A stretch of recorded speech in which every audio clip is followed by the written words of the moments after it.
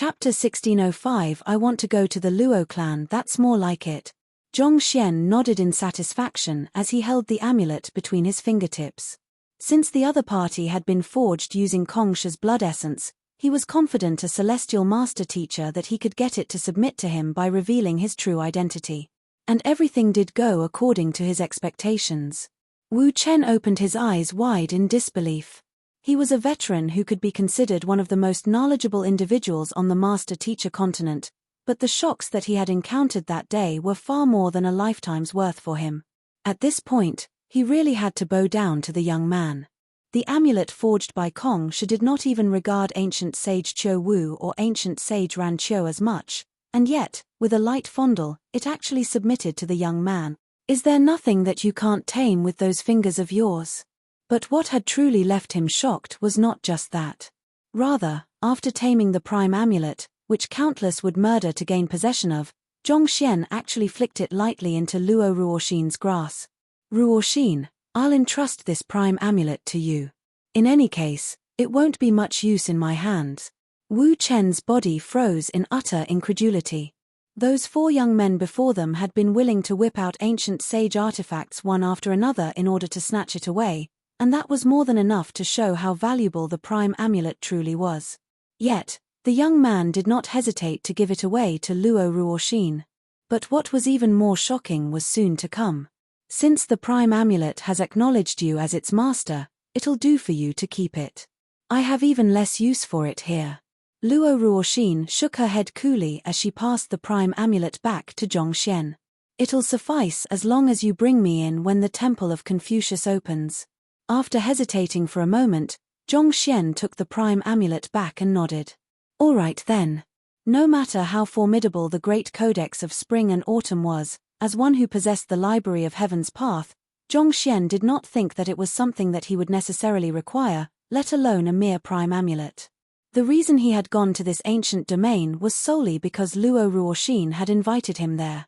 He had intended to uncover the identity of the culprits who had taken Zhao Ya and his other students away, as well as to clarify the misunderstanding of the engagement to her.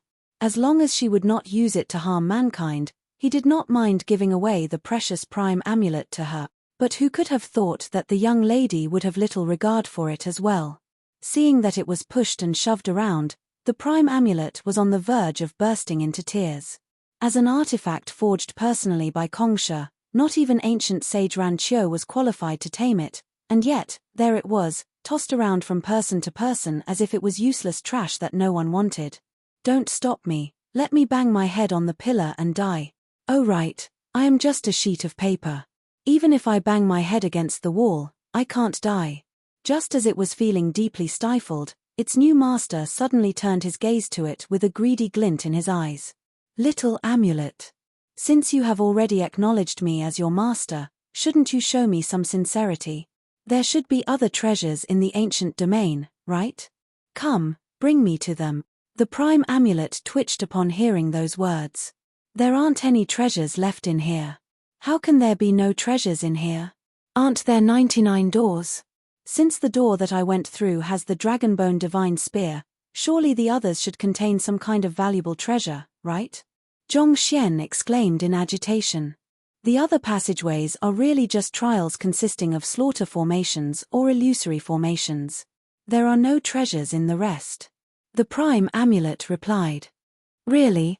Zhong Xian turned his doubtful gaze to Luo Ruoxin and Wu Chen, only to see the latter two nodding in agreement. It's right. The passageways that we went through are really just trials. There was no treasure at the end. Is that so? Zhong Xian could not help but lower his head in disappointment.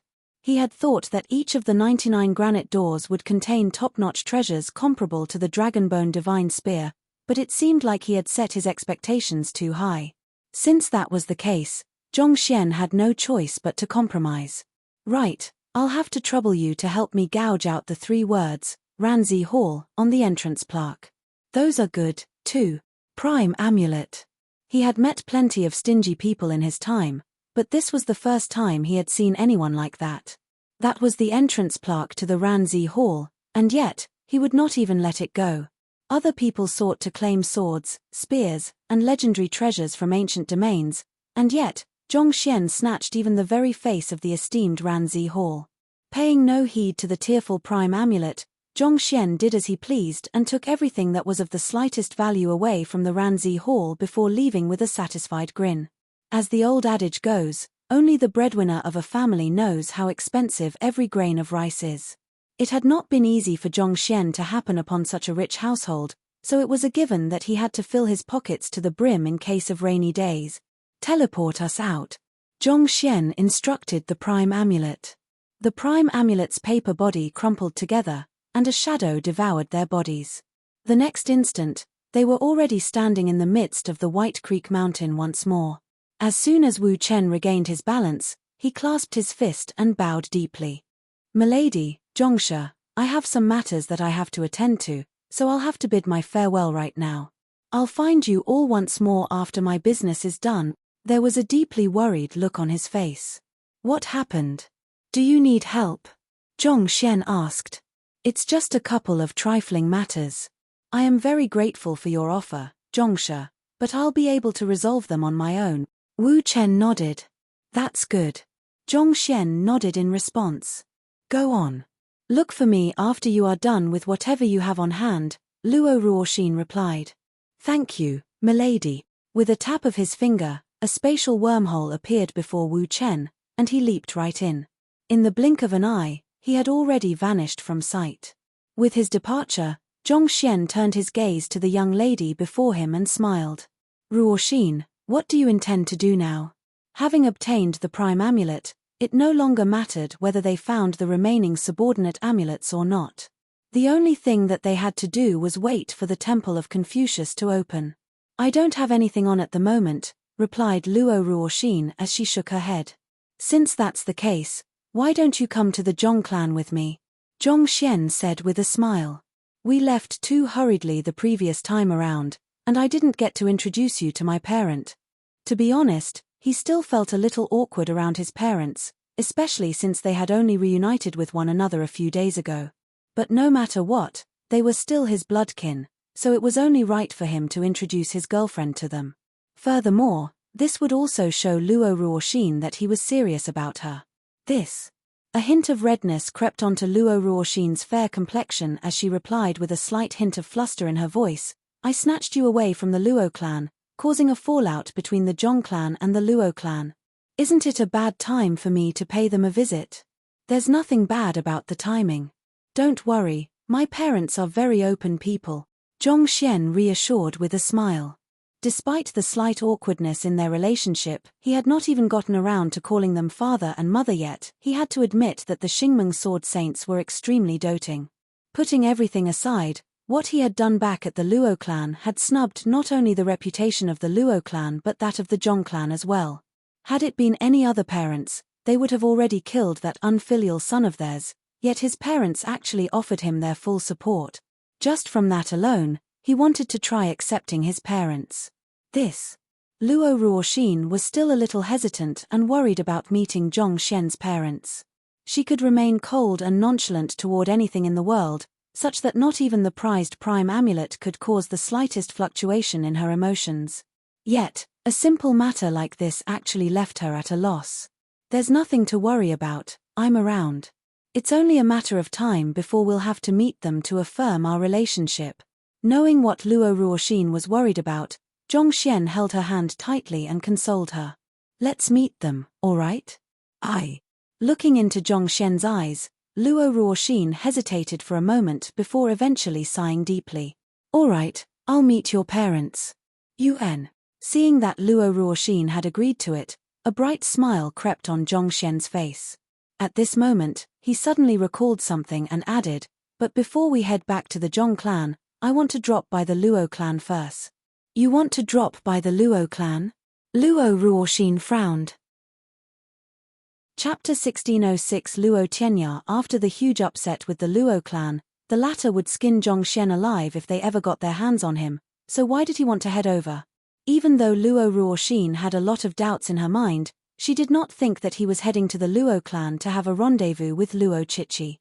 She might be unfamiliar with love, but she was still able to tell that the feelings that Zhongxian had for Luo Chichi did not transcend those of a teacher-student relationship.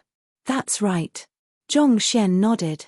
I have done them a huge injustice during the engagement ceremony, and since I have comprehended the spatial quintessence of sealing, I want to impart it to them so as to compensate them for what I have done. It's indeed unfair that they had to go through such a matter, and it's only right for you to make it up to them. However, I fear that if you visit them right now, not only will they not appreciate your help, it might even worsen the conflict between the two clans, Luo Ruoxin replied grimly. Were it not for Yang Shi and the master-teacher pavilion mediating by the side, a full-blown war between the two clans could have broken out during the engagement ceremony.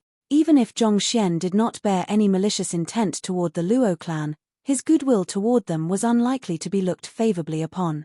In the worst-case scenario, they might even come to blows with one another. That's also something that I am extremely concerned about. So, I was thinking of disguising myself so as to prevent any misunderstandings from happening, knowing full well that he had already become the archenemy of every single member of the Luo clan.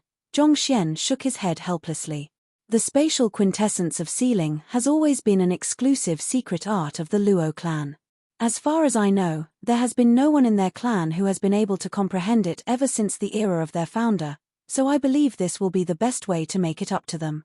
If he had tried to look into who the little princess was instead of rushing into the engagement, such a huge misunderstanding would not have happened. At the same time, the Luo clan would not have been embarrassed before so many experts. There was a slight moment of silence before Luo Ruoxin replied with a nod. I think it's a good idea. Seeing how readily the young lady expressed her approval toward the matter, Zhong Xian could not help but ask, aren't you angry? Honestly speaking, considering how he and Luo Chichi had nearly become a couple, he could understand it if Luo Ruoxin felt uncomfortable about this matter. To accept this matter so readily, did she really have no qualms about it? Of course not. Luo Ruoxin replied with a light chuckle reminiscent of a blooming flower. To be honest, this was probably the reason that she liked Zhong Xian in the first place. To remain humble in the face of success, constantly maintaining a low profile, never hesitating to admit his faults, keeping a magnanimous heart toward the world. Those were traits that a true man should have. And this was the kind of man that she, Luo Ruoxin, loved. Let's set out then. Laughing heartily, Zhong Xian grabbed Luo Ruoxin's hands tightly as he felt a surge of bliss racing through his heart. With his deepened understanding of space, through tapping into the prowess of the Dragonbone Divine Spear, Zhong Xian was able to find spatial wormholes and travel through them as well. With this, the speed of their journey was hastened significantly.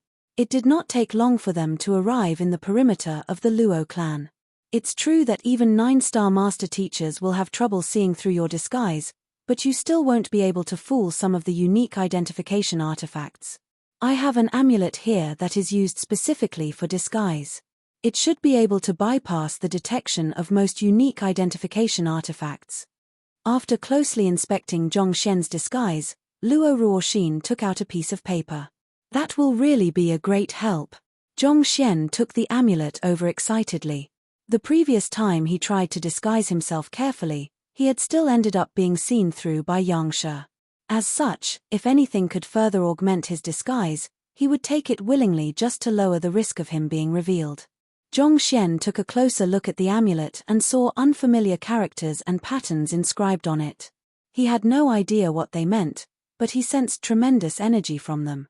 He tried to scan them with his spiritual perception, but he found that he could not see through it at all. Curious, he tried placing it lightly on his forehead. Wang. As soon as the paper came into contact with his face, it swiftly dissipated into a surge of energy that delved right into his body. With just a thought, Zhong Xian's body swiftly morphed into the form of a middle-aged man in his 40s. A lanky figure with yellowish, wrinkled skin, he would appear unspectacular at first glance. However, upon taking another look, one would swiftly notice that he had a pair of sharp eyes reminiscent of those of eagles, reflecting acuity and wisdom. This is a true treasure, Zhong Xian exclaimed in astonishment. He had used his spiritual perception to scan his appearance multiple times, but he could not see any openings that suggested that he was different from how he appeared. In fact, even the Eye of Insight was unable to see through his own disguise. This disguise amulet was indeed far more effective than the disguise techniques that he usually used. With this, even if he met Yangsha once more, the latter would not dare doubt his true identity. After checking on himself, he turned his gaze to the young lady not too far away and saw that she had already morphed into the appearance of a middle-aged lady to match him.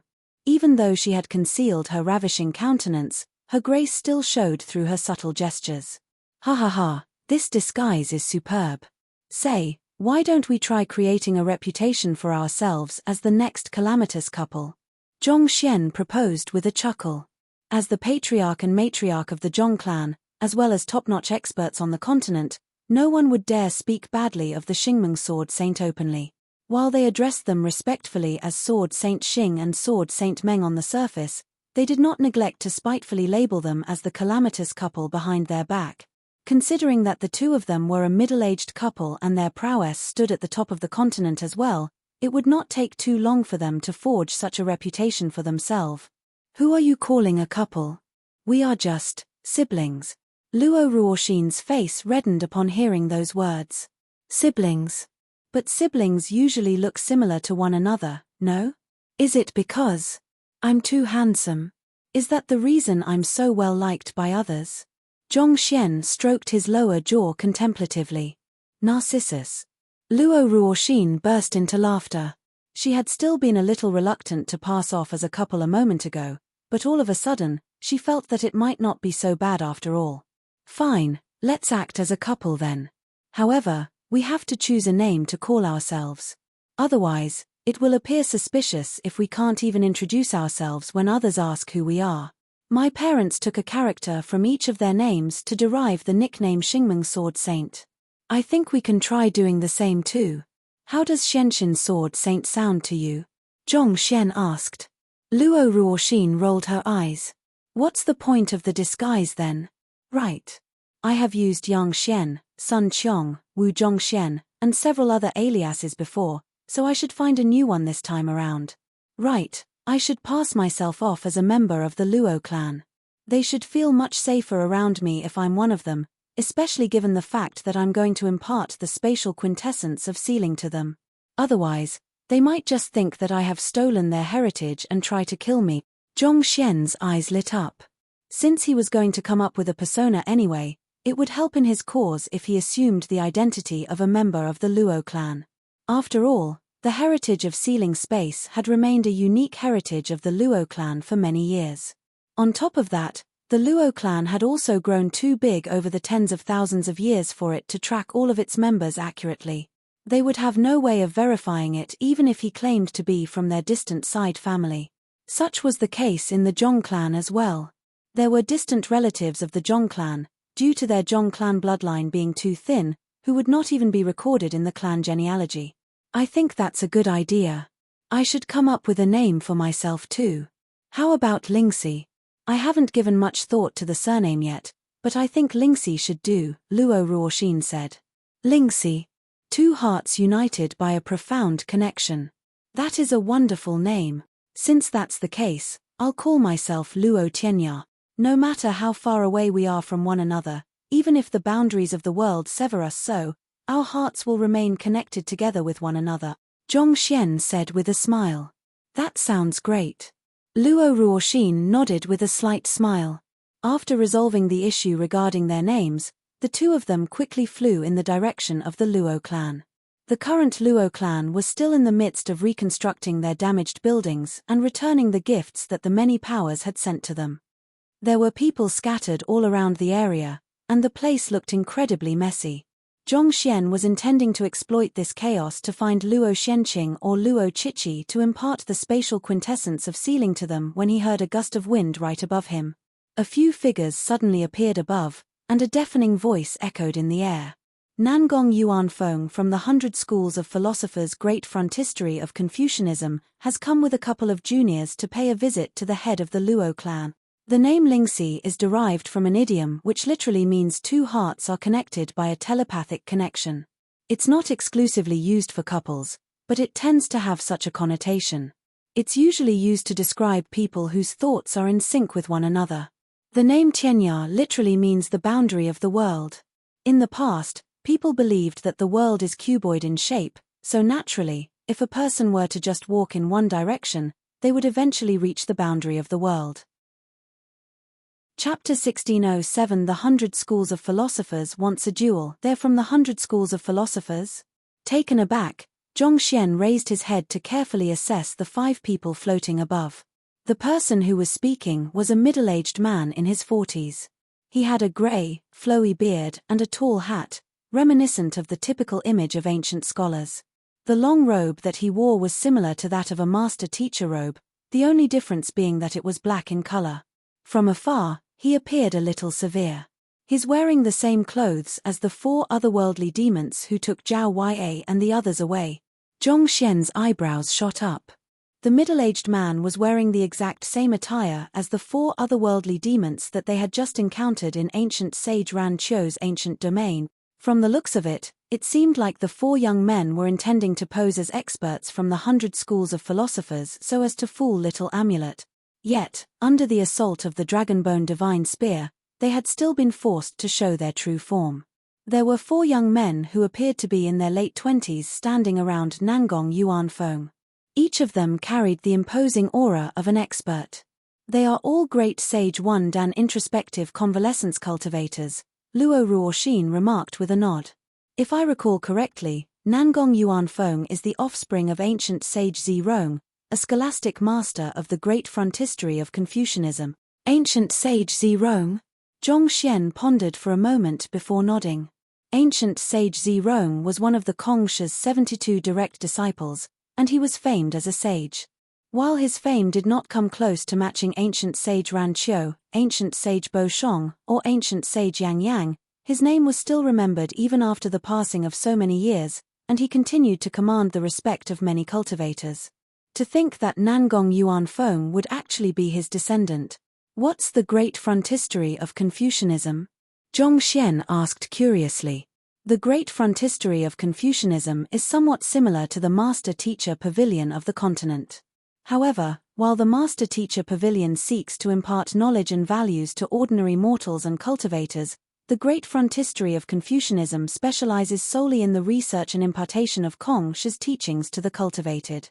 Typically speaking, only cultivators who have reached great sage are qualified to join its ranks, Luo Ruoxin explained.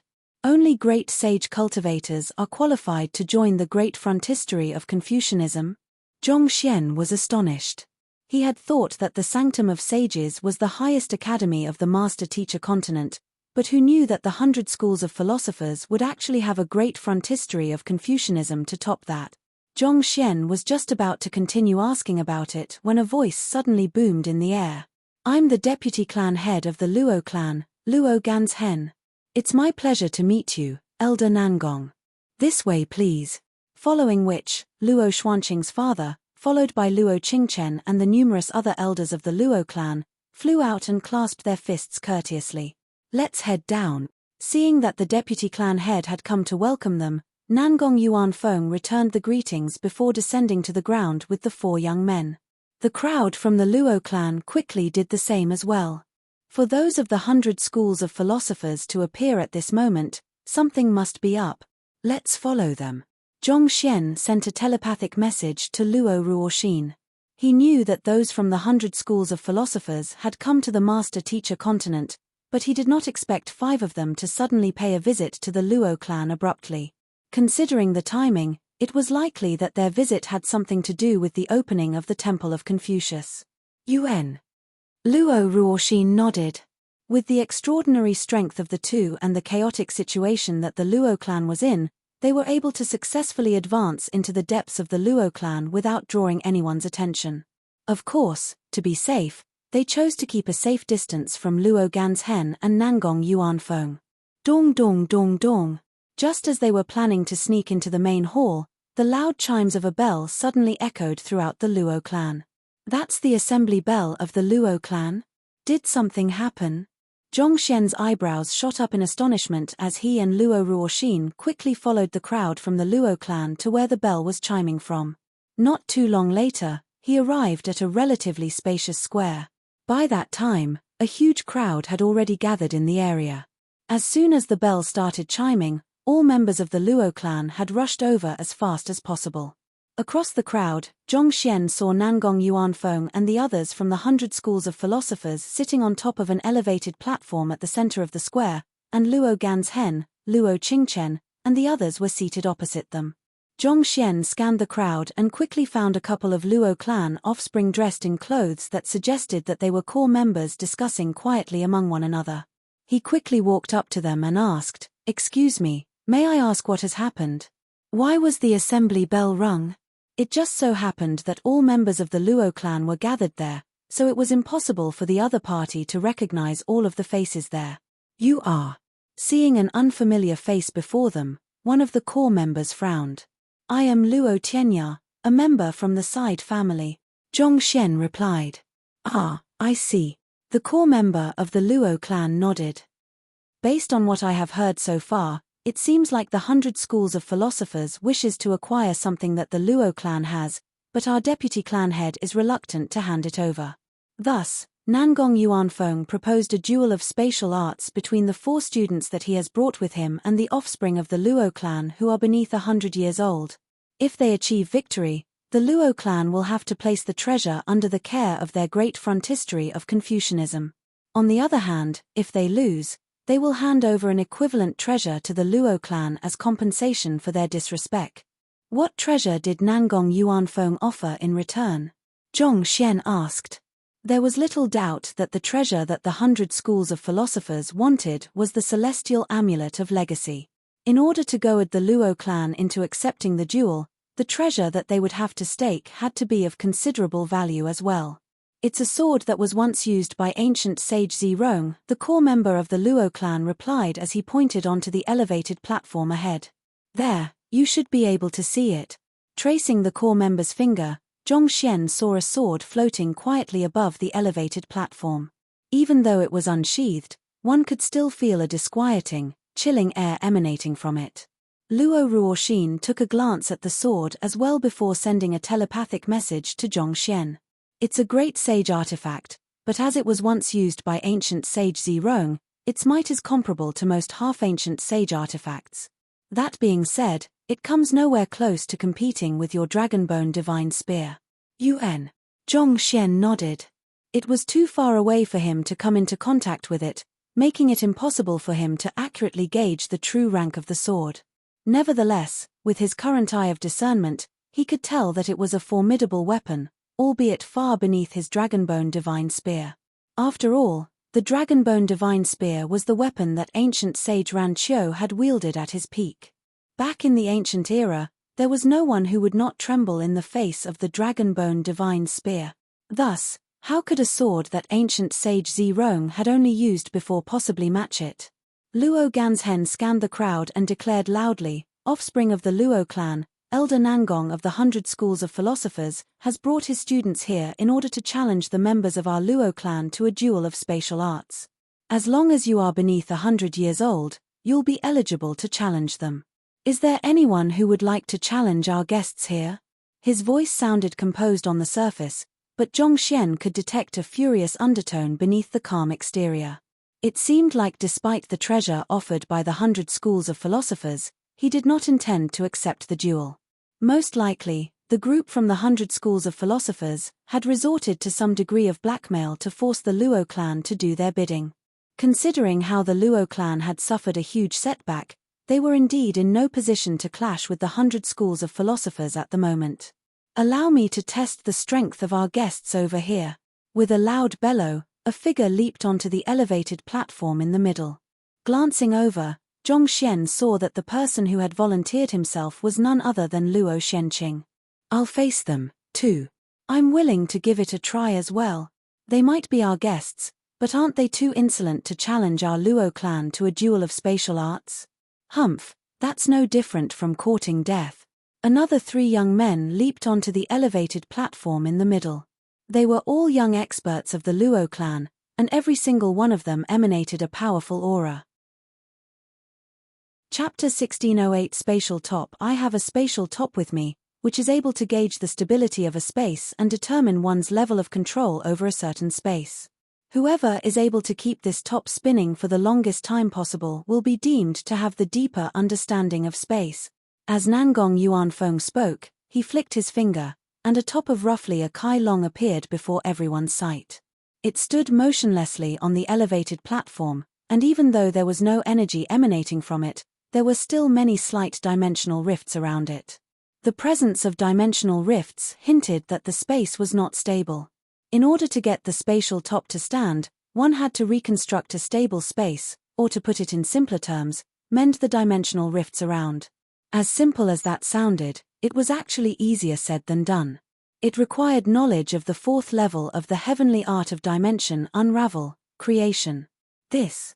Luo Gan's hen could also see through that, and his complexion turned rather awful. While the offspring of their Luo clan did have a deep understanding of spatial laws, especially since their bloodline bestowed them with natural aptitude in that field, it would still be difficult for them to achieve. If Nangong Yuanfeng's students were really able to achieve this feat, then things were looking bad for them. Moa, you'll go first. Give a demonstration to the experts of the Luo clan. Nangong Yuanfeng took a glance at Luo Ganjin's dark expression and chuckled softly before issuing an instruction to one of the 4 young men that had come with him. Yes. The young man known as Moa appeared to be in his late 20s. He strutted out from the group arrogantly, walked up to the spatial top, and clenched his fist tightly together. Wang. There was a slight hum in the air as a surge of spatial energy wrapped around the spatial top. In an instant, the tattered space around the spatial top was mended, and it slowly stood up. However, it lasted for no more than 3 seconds before faltering and collapsing back onto the ground. Who? By the time he ended the demonstration, the young man known as Moa was already sweating profusely, and he was panting heavily from exhaustion. He clasped his fist toward the Luo clan before retreating to his group. Moa is the weakest among my students here, so it's a little difficult for him to make the spatial top stand on its end. I beg your pardon for this embarrassing demonstration. Nangong Yuanfeng chuckled softly as he addressed the crowd. He turned his gaze back to Luo Gan's hen and said, Deputy Clan Head Luo, shall we begin the duel? Luo Ganjin's face had turned utterly livid. The other party had well and truly cornered him. By showing a demonstration, it would reflect badly on the Luo clan if they backed out of the duel at this juncture. Whether they liked it or not, they would have to accept this challenge. Deputy Clan Head, allow me to give it a try. One of the 2 elders who had stepped up to the challenge earlier clasped his fist and volunteered to go first. I'll be troubling you then, Elder Luo Fu. Luo Gan's hen nodded. Elder Luo Fu stepped forward and took a deep breath before clenching his fist together as well, just like Moa had done earlier. Wang. The same humming sound echoed around the spatial top, and it shook a little. With sweat dripping profusely from his head, Elder Luo Fu exerted his strength to his limit, to the point where he spurted a mouthful of blood and staggered backward weakly. But till the very end, the spatial top still did not stand up. With a pale face and trembling body, Elder Luo Fu apologized feebly. I'm sorry, Deputy Clan Head. When he saw that Moa achieving the feat easily, he had thought that he would be able to pull it off easily as well. But despite using his full strength, he still was not able to make the spatial top stand up at all. It was no wonder the 100 schools of philosophers dared to challenge them in their field of specialty. They did have confidence to achieve victory. Let me give it a try. The other Luo clan elder walked up and tried to mend the dimension rifts around the top. A moment later, blood spewed out of his mouth. Just like Elder Luo Fu, he was unable to get the spatial top to stand up. This was a challenge that appeared deceptively easy on the surface. Only when one was trying to raise the spatial top with one's spatial prowess would one realize that it was heavier than a mountain. As long as one's comprehension of spatial laws was not deep enough, putting aside making it stand up, even making it move was a difficult feat in itself. Seeing that 2 of his clan members had failed, Luo Ganjin's complexion turned even more awful. The 100 schools of philosophers had indeed come to claim their clan's celestial amulet of legacy. Given the dangers that their predecessors had gone through to acquire it, there was no way that they could simply give it away so easily. However, the other party had brought the decree of the ancient sages left behind by the predecessors of the 100 schools of philosophers, as well as the rules that Kongsha had set back in his era. Left with no choice, they could only accept the duel. He had thought that even though none of the clan members had comprehended the spatial quintessence of sealing, given their expertise in spatial laws, it should not be too difficult for them to achieve victory. Yet, who would have thought that they would be outdone so spectacularly? The 100 Schools of Philosopher sure was fearsome. Deputy Clan Head Luo, is there no offspring in the Luo clan who can make the spatial top rise? If so, I won't stand on ceremony anymore. Expecting such an outcome, Nangong Yuanfeng stroked his beard and chuckled softly. Wait for a moment. A bellow suddenly sounded from the elevated platform, and Luo Shenqing took a step forward. The spatial top is an artifact that you have brought out, so there's no way we can be certain that you haven't tampered with it beforehand such that our clan members won't be able to make it stand.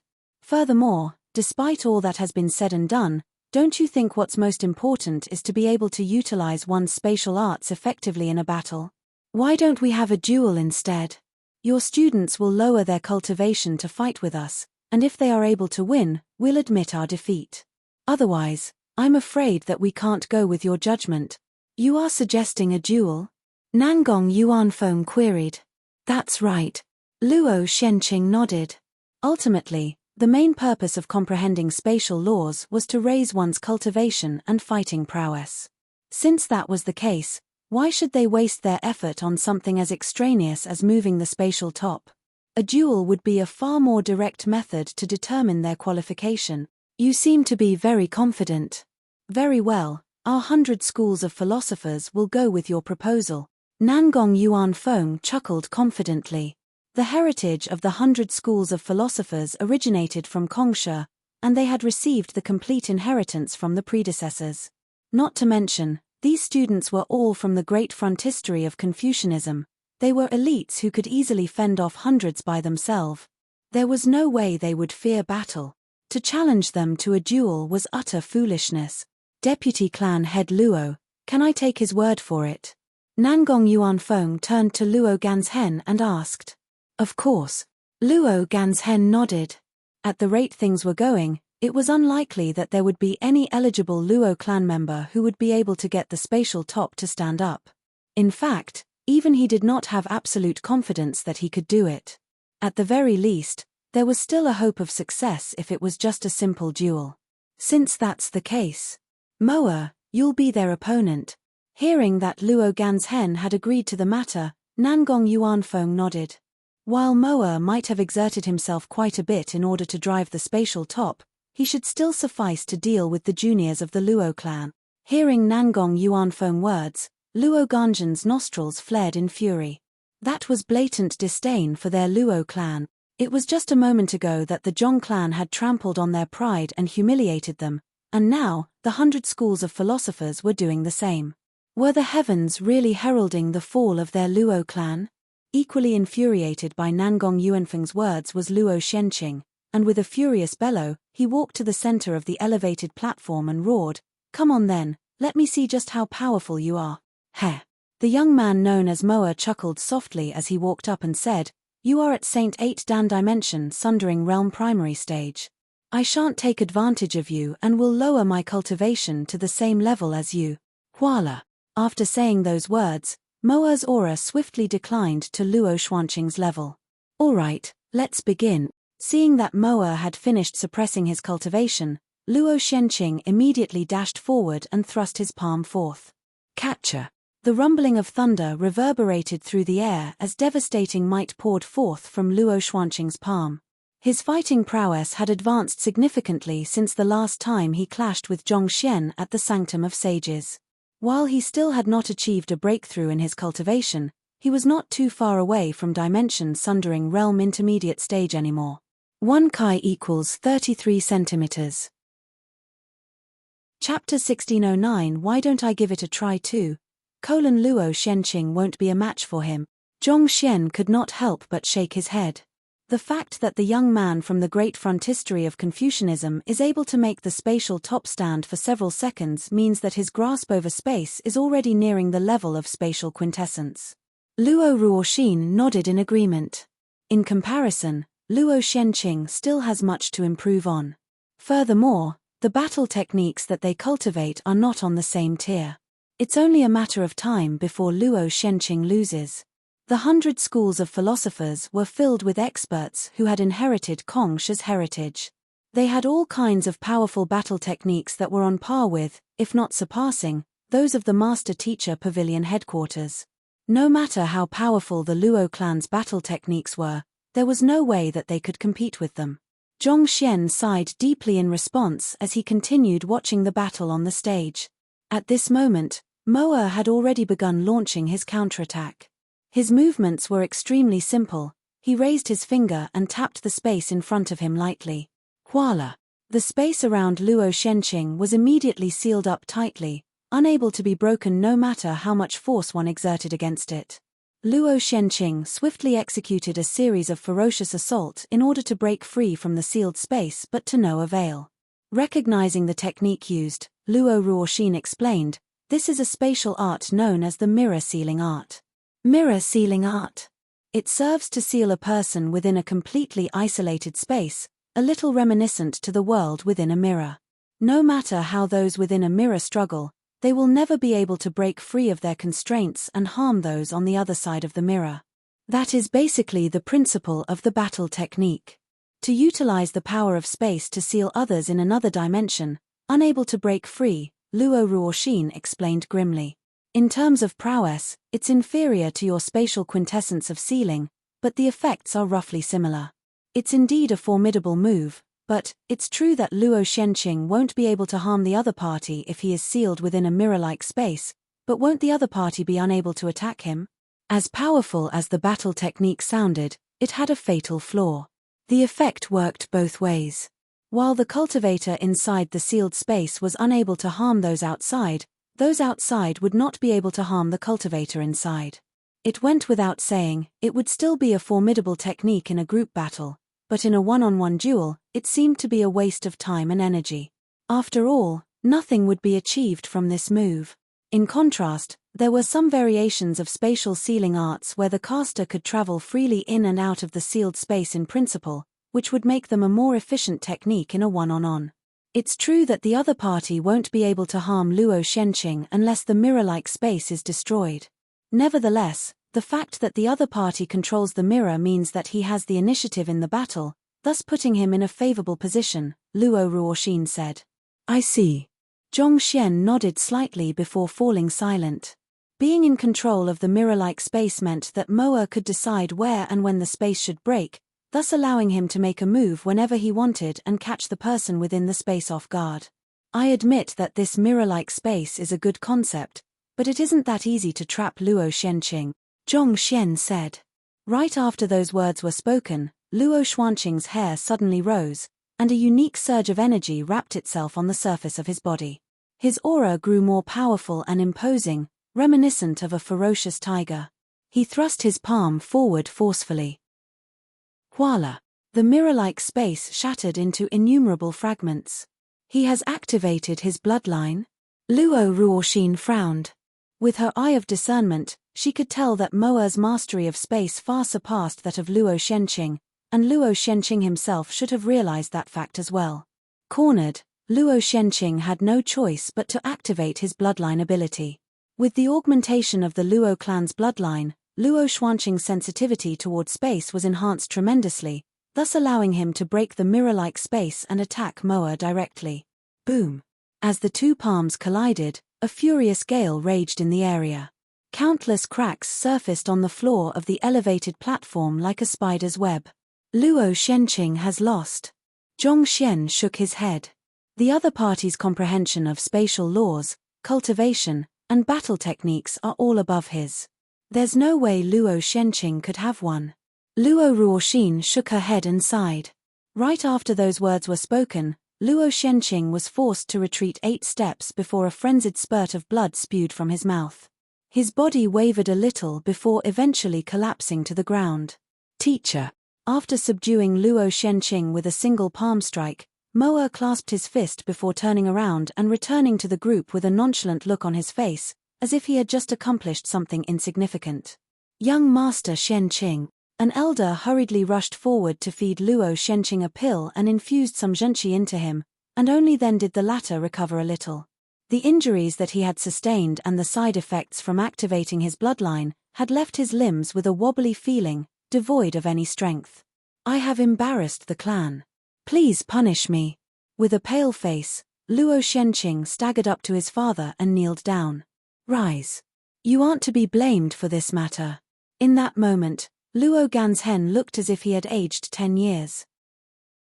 All along, while he would not be so arrogant as to say that the heritage of their Luo clan was the top in the world, he did not think that they were too far from it. Yet, who would have thought that they would be utterly defeated in their field of specialty?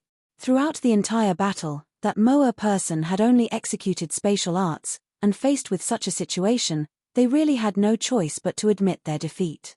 Yes. Luo Shenqing lowered his head shamefully. It was one thing for him to be unable to defeat Zhongxian in the same cultivation realm, but to think that he would not be a match for these people either. The feeling of superiority that he had always felt as a genius of the Luo clan suddenly popped like a bubble, leaving not a single trace behind. Father, what do we do now? Luo Shenqing asked telepathically with clenched fists. While his cultivation was only at dimension-sundering realm primary stage, due to the purity of his bloodline, he could already be considered the strongest expert among the younger generation of the Luo clan. While there were plenty of other Luo clan offspring beneath 100 years old who were in a higher cultivation realm than him, they were unlikely to be a match for the crowd from the 100 schools of philosophers in a fight in the same cultivation realm. Furthermore, based on what Nangong Yuanfeng had said, it seemed like the person whom he had faced was the weakest of their group, and yet, he did not stand the slightest chance at victory at all. Things really were not in their favor. Luo Ganzhen hesitated for a moment before replying. There's nothing we can do, unless your younger sister is willing to make a move. Currently, the person who commanded the highest control over space was not him or any other elders but that daughter of his. Having assimilated the dimension silencer, while she had not comprehended the spatial quintessence of sealing yet, her ability to manipulate space would never lose against those fellows before them. But ever since the Zhong clan departed, she's locked herself in her room, unwilling to come out, Luo Shenqing said gloomily. As Luo Chich's elder brother, he could feel the deep emotions that she had for Zhongxian, and for Zhongxian to reject her publicly and leave with another woman. This blow was simply too great for someone as young as her to take. She needed some time to come to terms with the matter, and he was unwilling to bother her at a time like this. This is an emergency situation, so it's no time for her to be throwing a tantrum. Quick, call her out. Luo Ganzhen instructed. Yes. After a moment of hesitation, Luo Shenqing nodded before rising to his feet, intending to head off to find his younger sister. However, at this moment, Nangong Yuanfeng suddenly chuckled softly and said, Deputy Clan Head Luo, if this is the capability that you and your clan members wield, you shouldn't send them up here to publicly embarrass themselves. No matter how many weaklings come up to challenge my students, it's only a waste of time and effort. So, if you don't have anyone more formidable than him, I suggest that you admit defeat. At the very least, you will be able to preserve a shred of dignity for your Luo clan. You. Hearing Nangong Yuanfeng's words, Luo Ganzhen nearly exploded on the spot. He was just about to refute those words when a calm voice suddenly sounded from beneath. It's just a duel, so why don't I? Following which, a middle-aged man with yellowish, wrinkled skin leaped onto the elevated platform from the crowd beneath. Give it a try too. Chapter 16:10 The spatial top wouldn't stop. Who is that fellow? I have no idea. I don't recall seeing such a face before. He's probably from the Side family, right? I know most of the more notable individuals from the Side family, but his face doesn't seem familiar. Why is he running up at this moment? I don't know that, but he doesn't seem too weak. Perhaps, he might just be able to pull something off. Seeing that a middle-aged man had barged out of nowhere, a huge commotion broke out beneath the stage. Everyone glanced at one another in confusion, unsure of what was going on. Most of the notable figures in the Side family tended to know one another, but the middle-aged man's appearance did not seem to jog anyone's memory. Shockingly, it appeared that no one recognized him at all. You are? Luo Ganzhen asked with a frown. I am Luo Tianya, a distant relative of the Luo clan. I am not often in the clan, so it's normal that you don't recognize me, Deputy Clan Head. Zhongxian clasped his fist and reported. Since he was there to compensate the Luo clan, this was a good opportunity to recoup the reputation of the Luo clan. Thus, after hearing Nangong Yuanfeng's words, he had not hesitated much before leaping right up. Luo Tianya. Luo Ganzhen shot a glance toward the first elder Luo Qingchen, only to see that the latter was equally confused. It seemed like not even the first elder was aware of whom the other party was. Luo Qingchen stared at the middle-aged man before him for a long while, but he found that he was unable to identify the other party, so he could only respond with an awkward chuckle. The Luo clan's heritage has been passed down for tens of thousands of years, and its offspring have spread far and wide across the master-teacher continent. There isn't a genealogy book for the Side family, so there's no way to confirm his identity for certain. Nevertheless, we can't deny the possibility that there might be a member of the Side family who has worked hard and climbed up with his own ability. This was a problem that arose when a clan got too big. Each year, there would be a lot of disciples who headed out to venture into the world, and no one could guarantee that they would not have affairs outside. If they bore offspring, it would be hard to tell if that person was truly a member of the Luo clan without checking their bloodline. Understanding this logic, Luo Ganzhen shook his head helplessly before turning back to the man before him. Tianya, I understand your wish to stand up for the clan, but they are the experts from the 100 schools of philosophers, and the topic of the duel is comprehension of spatial laws. This isn't a problem that can be resolved with just sheer strength. Honestly, he did not think that it was likely that a member of the Side family would be able to defeat the 100 schools of philosophers. Even Luo Shenqing, who boasted one of the purest Luo clan bloodline, had ended up suffering a tragic loss, so he dared not wish that a member of the Side family would really be able to achieve victory. Why don't you allow me to give it a try? I am a member of the Side family, so even if I lose, it won't bring shame to the Luo clan, Zhong Xian said. Luo Ganzhen fell into deep contemplation. The other party was right. They had already embarrassed themselves enough as it was, so even if another member of the Side family lost in the duel, it would not really worsen the plight that they were in anyway. It also happened that they needed to buy some time for his daughter to get there. Very well then. Luo Ganzhen nodded. Turning to Nangong Yuanfeng, he said, Elder Nangong, Luo Tianya over here wishes to challenge your student. But before Nangong Yuanfeng could say a word, Moa had already exclaimed with the utmost contempt, Challenge? You want us to fight a mere Side family offspring of the Luo clan? It seemed like the Luo clan had really gotten so desperate that they would clutch at every straw they had. Nangong Yuanfeng's eyebrows shot up in displeasure as well. The blood of ancient sage Zi Rong flows in through veins of the offspring of our Nangong clan. The rules of propriety from Kongsha state that one should regard a guest with courtesy and respect. Do you think that it's appropriate for a member of the Luo clan's Side family to challenge us, or is the Luo clan trying to humiliate us through this? Even the core members were not a match for them, so to find a nobody from the Side family to challenge them, the Luo clan really was not taking them seriously. Humiliate. Before Luo Ganzhen could respond to those words, Zhong Xian had already shaken his head and uttered disdainfully, You sure have a grand view of yourself. Worry not, a bunch of weaklings like you aren't worthy of me going out of my way to humiliate you. Not expecting to be despised by a mere offspring of the Side family, Nangong Yuanfeng narrowed his eyes threateningly. If you dare not battle against me, just say so. There's no need to find so many excuses. Zhong Xian placed his hands behind his back and spoke nonchalantly. Arrogance of the ignorant. Moa harumphed coldly.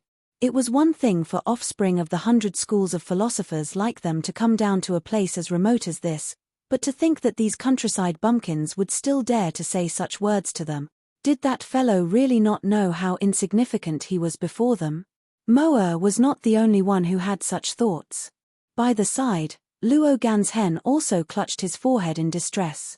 Did this member of the Side family really not know the significance of the term 100 schools of philosophers on the master-teacher continent?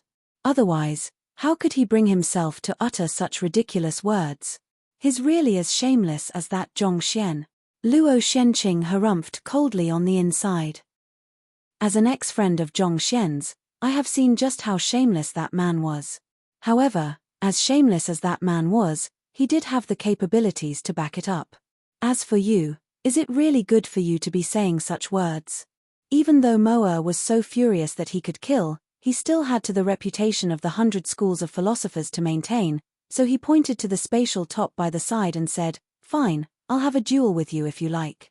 However, you should at least show that you have the qualifications to challenge me first.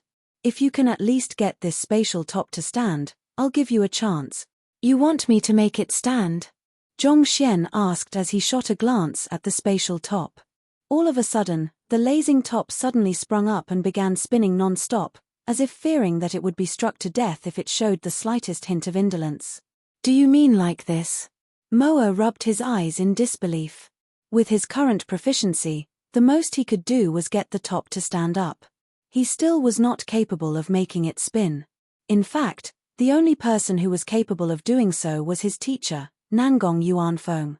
Even so, his teacher would still have to put in a great deal of effort. Yet, for the spatial top to start spinning from a mere glance. Did that fellow shoot lasers out of his eyes or something? Nangong Yuanfeng was equally stunned by the abrupt happenings.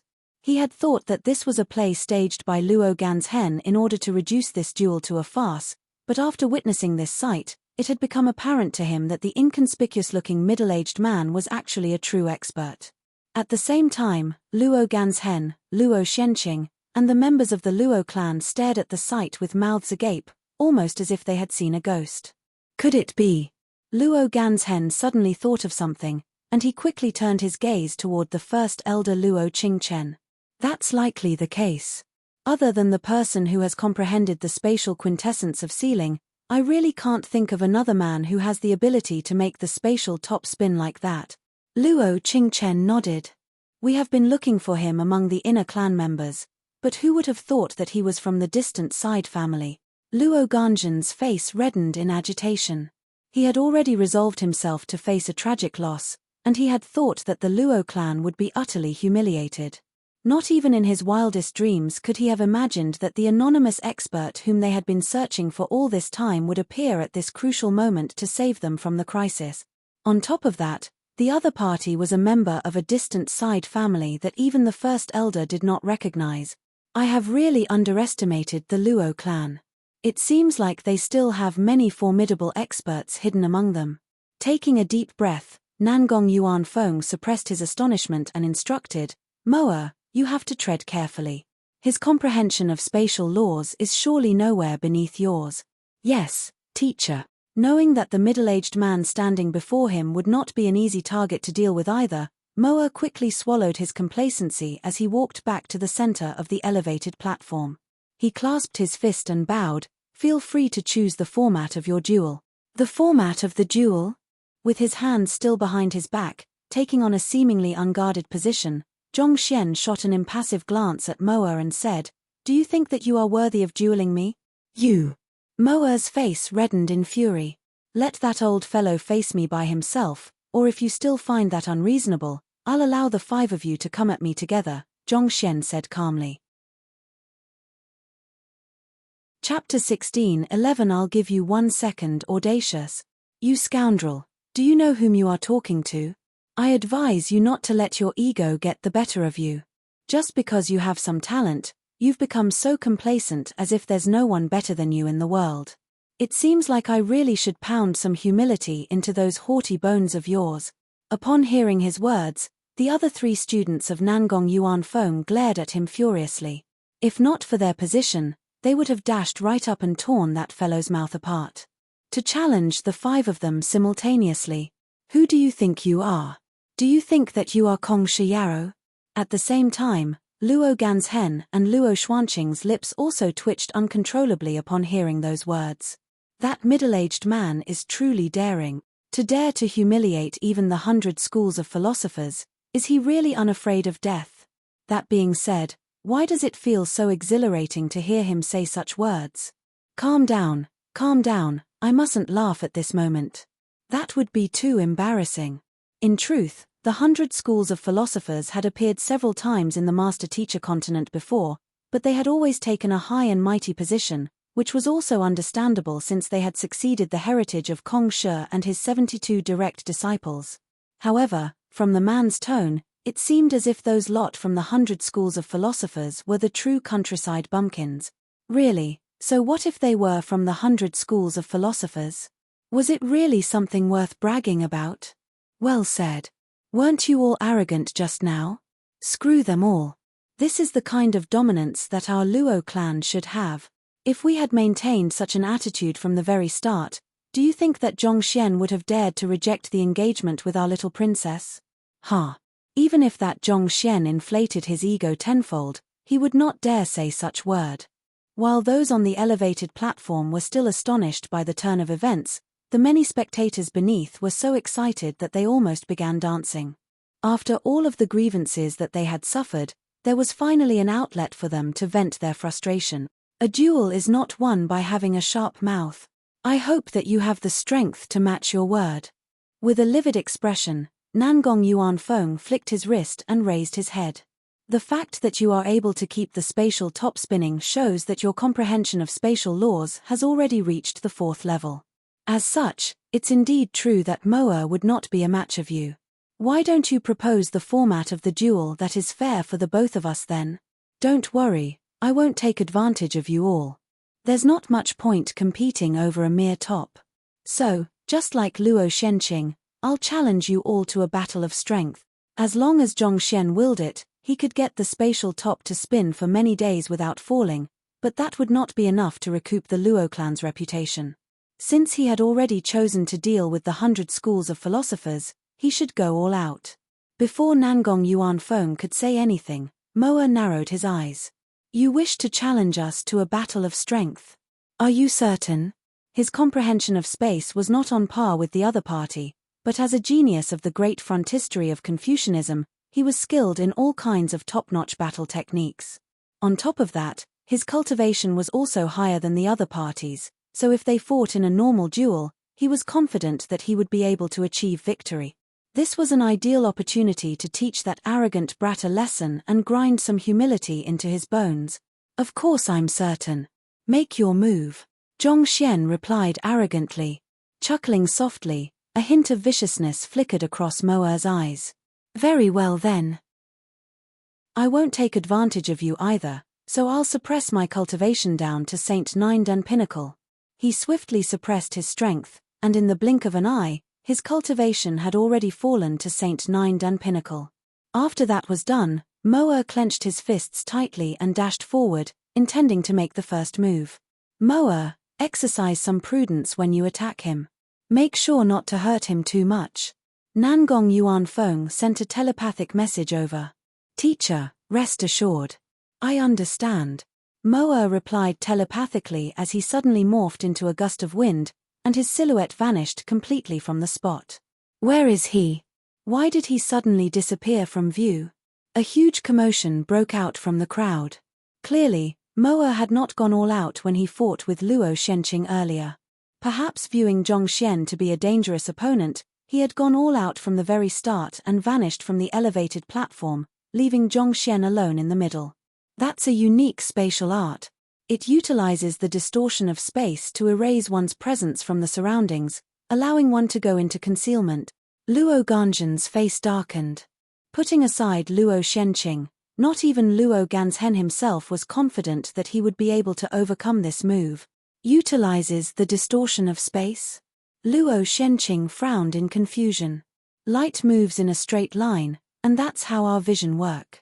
The other party is exploiting this very property of light through warping the space around him, making it impossible for us to see him at all.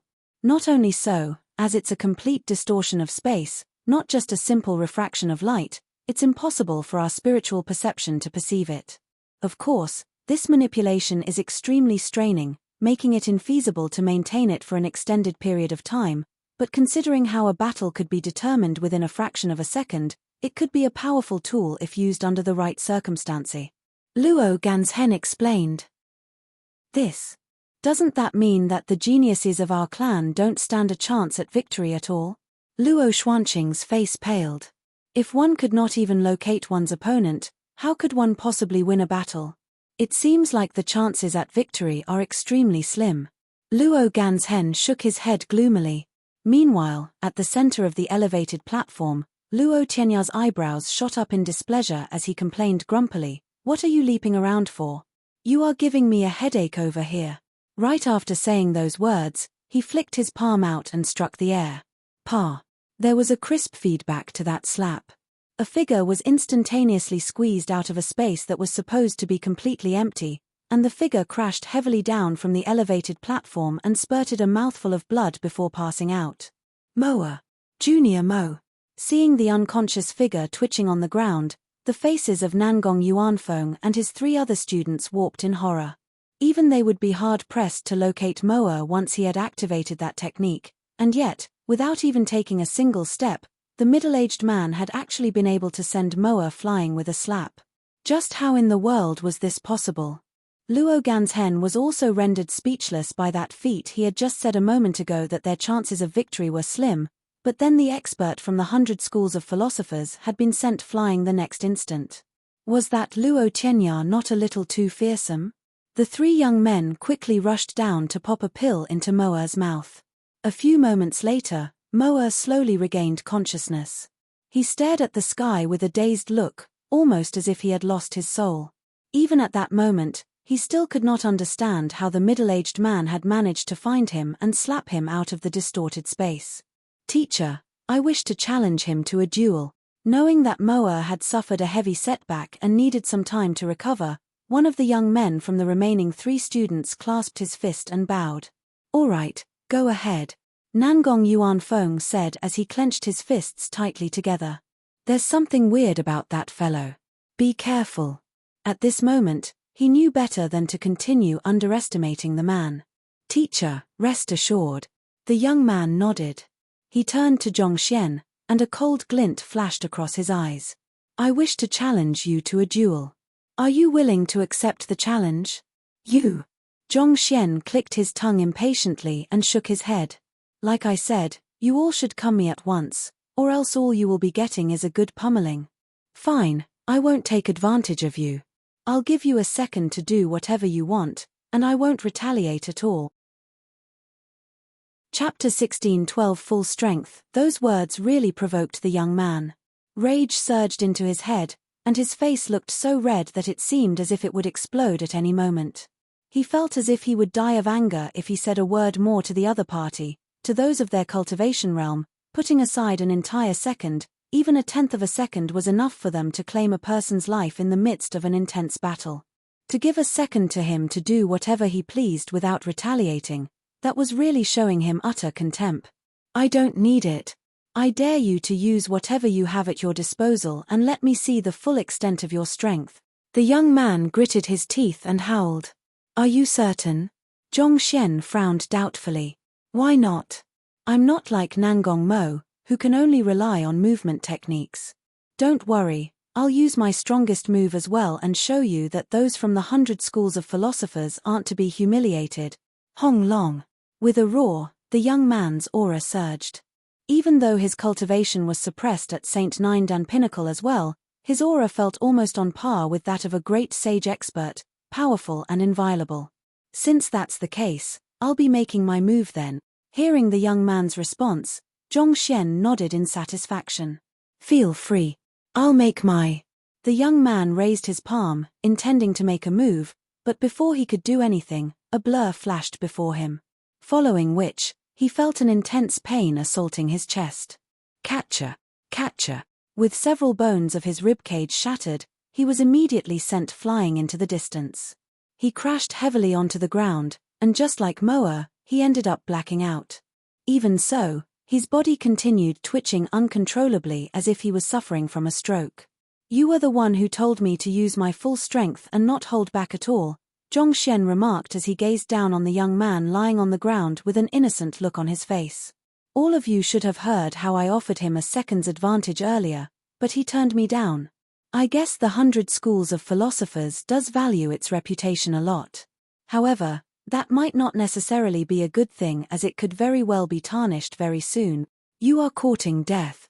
Hearing how the middle-aged man was shooting his mouth so smugly after knocking out one of their peers, the remaining 2 young men roared furiously. They stepped out with gritted teeth, fully revealing their intention to tear the young man before them to pieces. Never has there been anyone on the master-teacher continent who dared offend our 100 schools of philosophers. The two young men took their positions on either side of Zhong Xian, and the young man on the left growled, "You are Luo Tianya, right? Do you care to duel with us?" If looks could kill, Zhong Xian would have burst into flames under their fiery gaze. "Yes, the two of you should just come at me together. We'll save some time this way. I don't know how it is for the two of you, but honestly, I'm getting tired of this already," Zhong Xian said with a disdainful wave of his hand. "Tired? Tired your head. All you have done is execute a slap and a kick, and you are already tired after that." The lips of the two young men twitched. "You sent Moa flying with a punch and our other junior with a kick, yet you still dare to complain about getting tired? Can you at least be any more perfunctory than that? This annoying vibe. Why does it feel so familiar to me?" Luo Shenqing was startled for a moment before he swiftly shook away that feeling and turned his gaze back to the confrontation. These two young men were clearly stronger than the previous two, and they would form a formidable foe if they coordinated with one another. Even though he had some confidence in Luo Tianya, he still could not help but worry. In this crucial moment, just as it seemed like a battle would break out at any moment, a deep voice suddenly echoed across the air. "Both of you, stand down." The two young men quickly turned their heads around, only to see that their teacher had stood up and was looking at them. "Teacher, our friend over there has not only comprehended the 4th level of spatial sealing, his cultivation is equally exceptional as well. It would be no exaggeration to say that he's invincible in his class. Even if the two of you collaborate with one another to fight against him, it's highly unlikely that you'll be able to match him," Nangong Yuanfeng said grimly. While the fellow who had popped out of the Luo clan all of a sudden had an unseemly appearance, his true strength had really struck fear into their hearts. Those students that he had brought with him had been carefully selected among the student populace, the elites of the great frontistery of Confucianism. Of course, they were still lacking compared to those high rankers on the Heaven Board and Earth Board, but they could definitely match up to most talented master teachers and combat masters. Yet, for two of them to be defeated so easily, the prowess of the middle-aged man could only be described with a single word: horrifying. Even though his remaining two students were the stronger ones of the group, it was unlikely that they would be able to win against him. But he insulted the 100 schools of philosophers. Hearing their teacher proclaiming their likely loss, the two young men clashed their fists tightly in frustration. The reputation of the 100 schools of philosophers is built through our might. It's not so fragile as to be torn down by just a couple words of insult. Nangong Yuanfeng harumphed. Following which, he turned a grim look toward Zhong Xian and said, "I know it's inappropriate for an old man like me to be challenging you, but that item is something that the 100 schools of philosophers is determined to obtain regardless of the cost. I can't afford to return empty-handed, so allow me to apologize in advance." Boom. An overwhelming aura burst into the clouds as distortions appeared in the surrounding space. It felt as if even the heavens would collapse down from the immense amount of energy pouring into it. The very pinnacle of great sage, sempiternal realm, he was an expert on par with the 4 otherworldly demons from before. Like I said earlier, the 5 of you should have come at me together. Look, isn't the outcome still the same at the very end? Zhong Xian glanced at Nangong Yuanfeng indifferently. When it came to a duel of equal cultivation realm, not even the Dragonbone Divine Spear was a match for him. Those 4 young men were not weaklings, but they were still a long way off from catching up to Zhong Xian. Perhaps, this Nangong Yuanfeng might still be able to entertain him for a bit. Very well. Taking a deep breath, Nangong Yuanfeng quickly suppressed the energy in his body, and in the blink of an eye, his cultivation was lowered to Zhong Xian's level. Given his standing and seniority, it was indeed inappropriate for him to be challenging a Saint 9 Dan cultivator. However, the celestial amulet of legacy was of the utmost importance to the 100 schools of philosophers. This was a mission from the upper echelons, and if he returned empty-handed, even if he was the descendant of an ancient sage, he still would not be able to bear the consequences. "Please." Nangong Yuanfeng beckoned with his hand, gesturing for Zhong Xian to make the first move. He could tell from the 2 earlier battles that once he suppressed his cultivation, it would be hard for him to match the middle-aged man. If he really wanted to win, he would have to give it his all. Of course, the prerequisite to that was that the middle-aged man had really used his full prowess in the fight against his other two students earlier. With such a thought in mind, Nangong Yuanfeng clasped his fist and said, "Brother Tianya, I have a request for make of you. I hope that you'll fight me with your full prowess." "With my full prowess?" Zhong Xian frowned. "Are you sure?" He did not even use his full strength when he fought with the Dragonbone Divine Spear, so would the other party really be able to withstand his full might? "Of course. I am a descendant of ancient sage Zirong, so even if my strength is lacking, I still have my dignity to uphold. I hope that you can accede to my request." Nangong Yuanfeng clasped his fist. If it was found out that a teacher of the great frontistery of Confucianism, a descendant of an ancient sage, had won only by having his opponent giving him some leeway, he would never be able to raise his head even if he returned to the 100 schools of philosophers. Fine, I accept your request.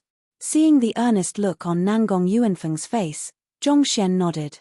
"I'll be exerting my full force from now on then. Let me see how formidable an expert who has reached the 4th level of spatial laws is." With a grand wave of his hand, Nangong Yuanfeng bellowed as he drove his zhenqi through his body.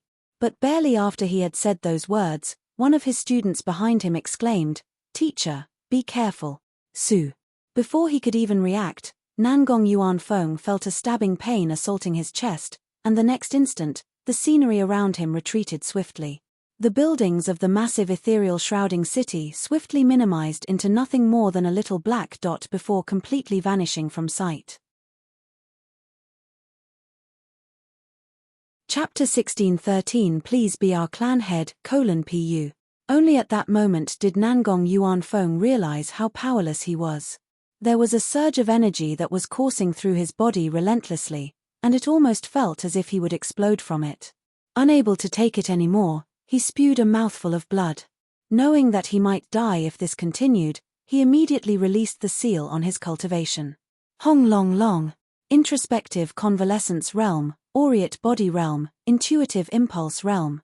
In an instant, his cultivation reverted to the level of Sempiternal Realm, and by driving his zhenqi desperately, he finally managed to stabilize himself. Nevertheless, his face still remained ghastly pale from the near-death experience that he had just had. He scanned his surroundings, only to find himself in a completely foreign land. Just how freaking far had he flown out for even something as large as the Luo clan's ethereal shrouding city to have completely vanished from sight? Have I actually flown tens of thousands of li? Nangong Yuanfeng did a quick calculation, and it was almost as if a mini-explosion broke out in his head. It was just earlier that he had told the other party to use his full strength. To be honest, he had already resolved himself for defeat, but he did not expect it to come so quickly and decisively.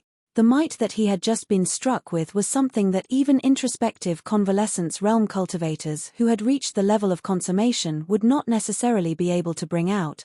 But as a Saint Nine Dan pinnacle cultivator, he actually managed to pull it off. Is this his true strength? It's no wonder he requested for the 5 of us to go at him together. We are indeed no match for him.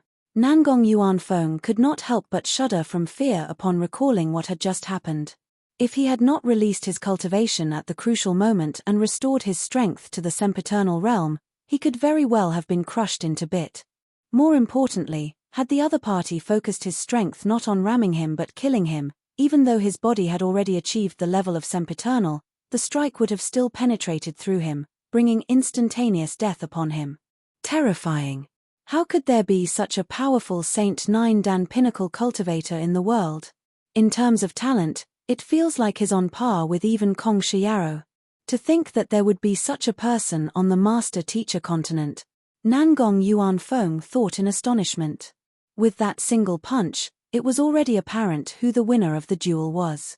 It seemed like he would be punished when he returned back to the great frontistery of Confucianism. However, there was nothing he could do. A loss was a loss.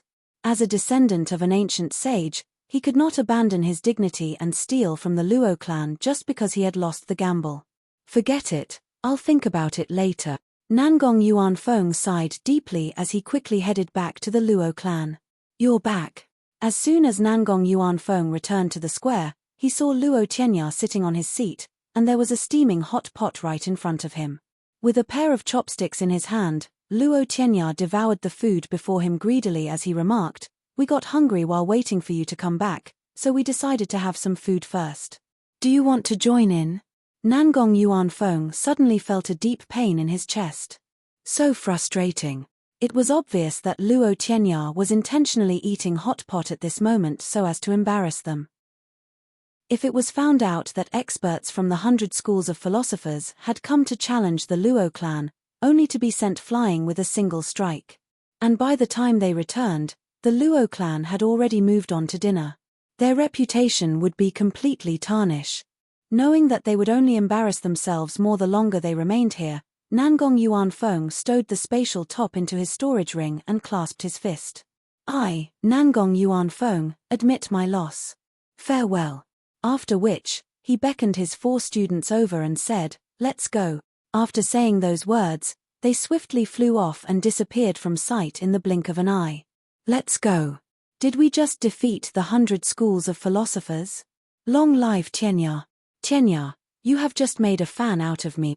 I want to bear your babies. From now on, my role model shall be Tianya. I shall strive hard to become like him." There was a brief moment of silence before a deafening commotion broke out all around the Luo clan. Everyone had thought that the Luo clan would be humiliated like earlier, especially considering that their opponents were from the 100 schools of philosophers. Yet, who would have thought that Luo Tianya would single-handedly turn the tables around and restore honor to the Luo clan? In an instant, from a nobody whom no one had ever heard of, Luo Tianya had become the most respected and admired individual in the Luo clan, the idol of both youths and elders alike. Looking at the reinvigorated looks of the clan members all around him, Zhong Xian heaved a sigh of relief.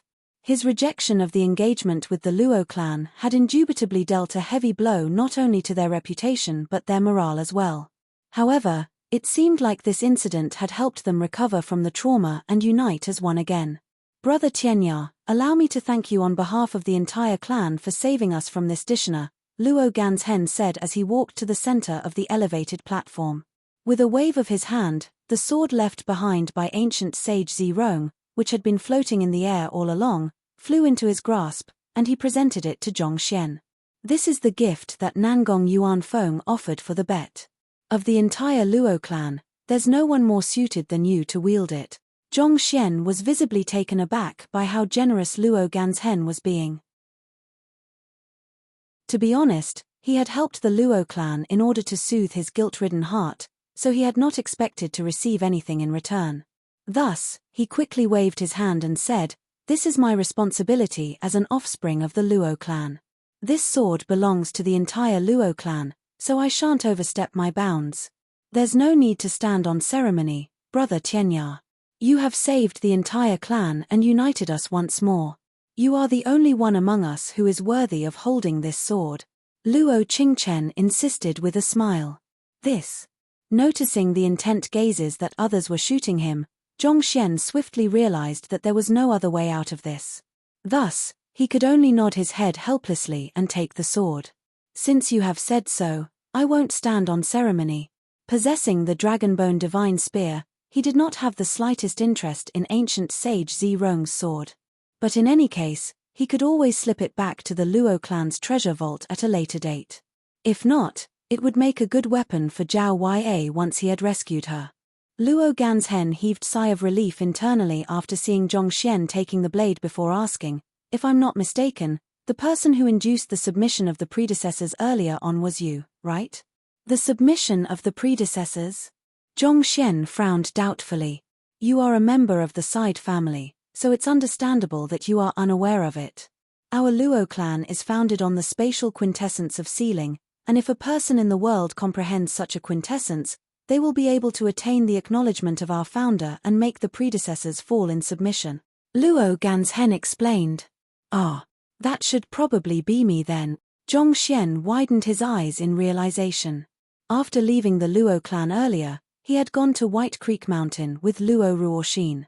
Considering that the submission of the predecessors phenomenon occurred during this period of time and was related to the comprehension of the spatial quintessence of sealing, it was likely that it was really due to him. The fact that you have comprehended the spatial quintessence of sealing makes you eligible to become the head of the Luo clan, Luo Ganzhen said before hurriedly clasping his fist and bowing down. Brother Tianya, I implore you to lead our Luo clan to greater heights. What? You want me to become the clan head? No, how can that do? Zhongxian had still been wondering where this was going to when he heard the other party requesting for him to become the head of the Luo clan, and he immediately leaped in fright.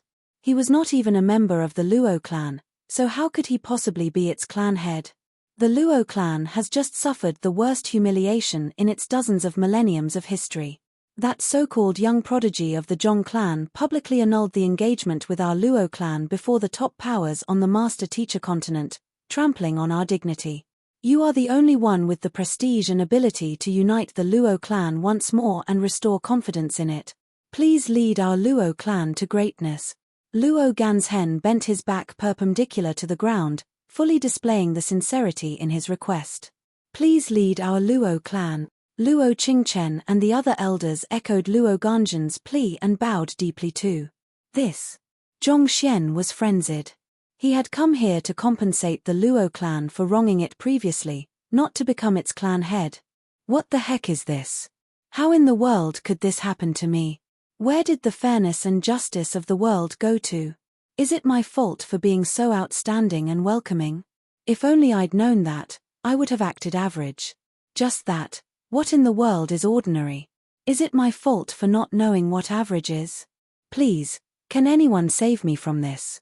Why is being ordinary so difficult?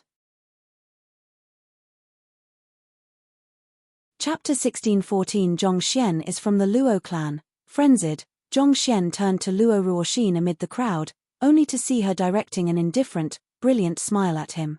It was almost as if she was saying, "This is something that you stirred up, so solve it by yourself.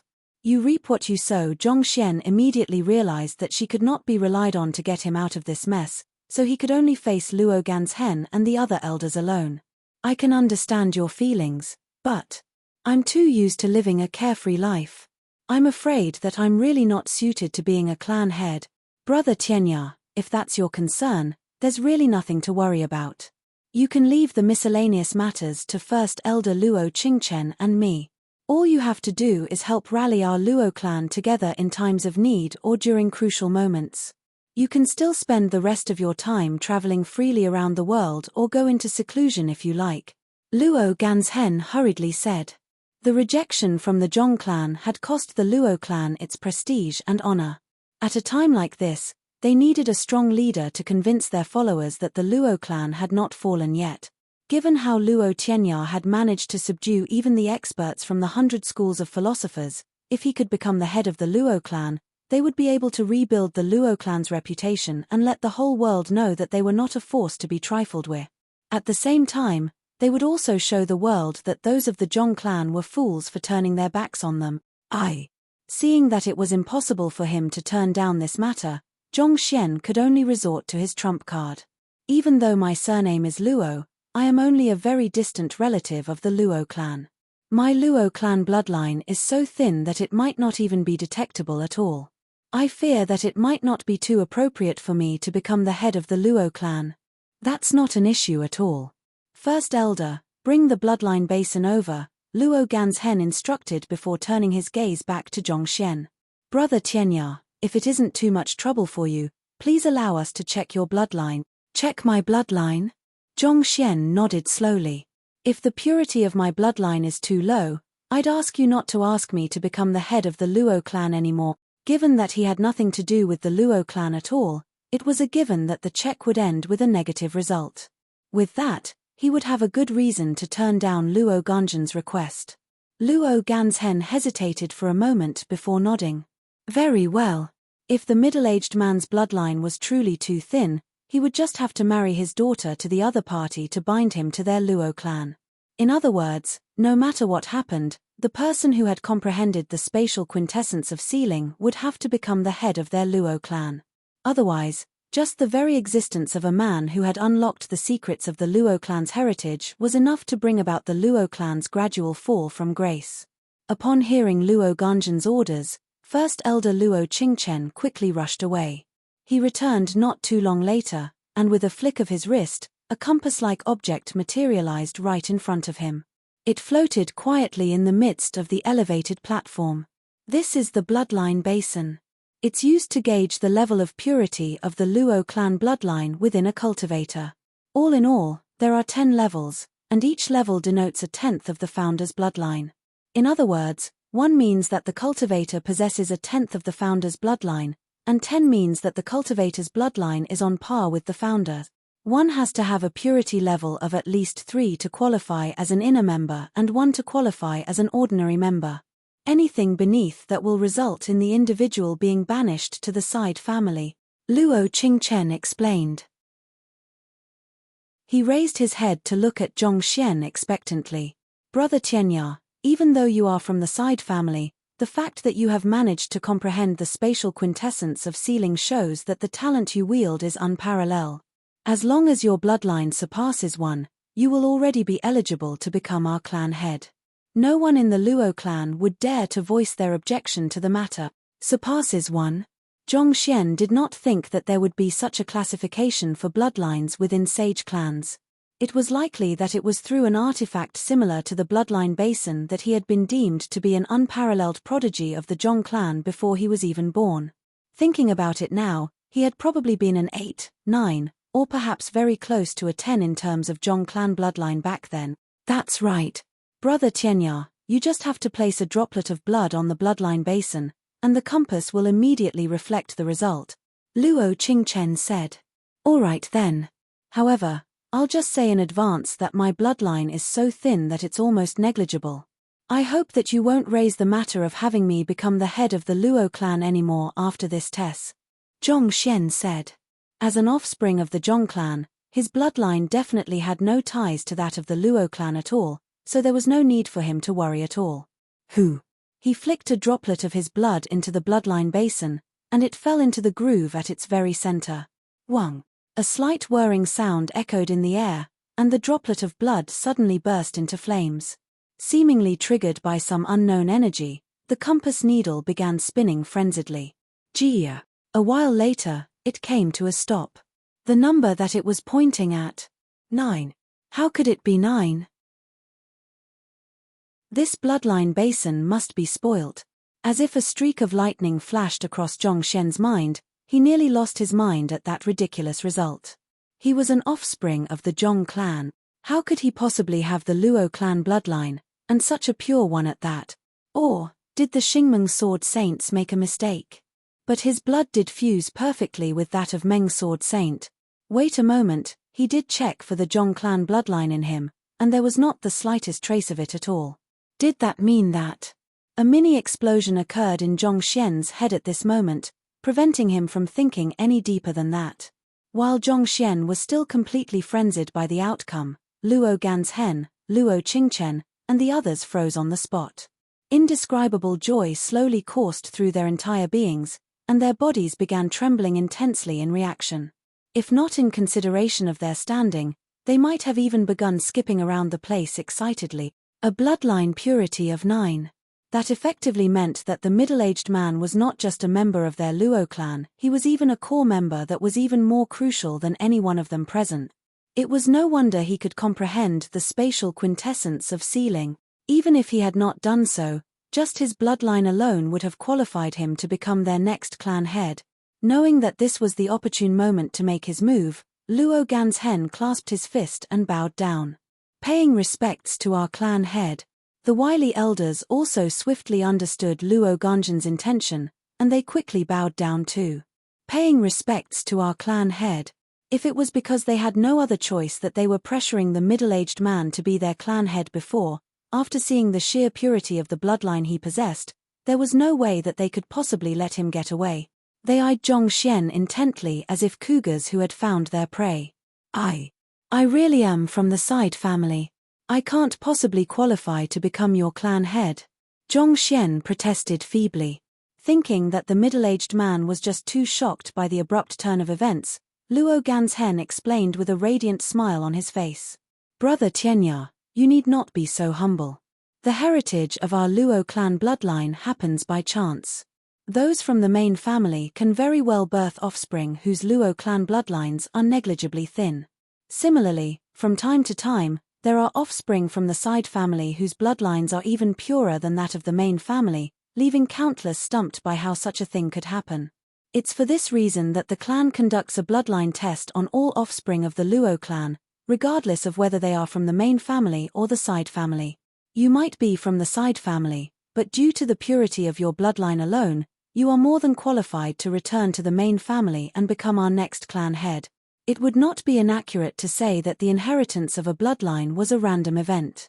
In fact, there were many cases throughout the Luo clan's history where the Luo clan bloodline in the main family had suddenly died out, and someone else from the side family had risen to power instead. While the Luo clan did conduct bloodline checks on all newborns of the main family and side family, it was inevitable that there would be lapses in their checks from time to time, especially considering how huge the Luo clan had become over the ages.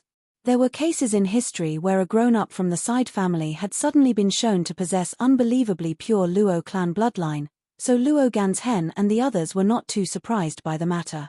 Brother Tianya, I beseech you to lead our Luo clan to greatness. Your bloodline has been shown to be one of the purest in the history of our Luo clan, and you have comprehended the spatial quintessence of sealing as well. There's no one who could be more worthy than you to take on this role. Our Luo clan has just suffered a major setback. At a time like this, we need a powerful leader like you to rally everyone. You are the only one who can unite our members together. If you don't agree to it, our Luo clan will really fall into decline. The elders also swiftly voiced their pleas as well, upping the pressure on the middle-aged man.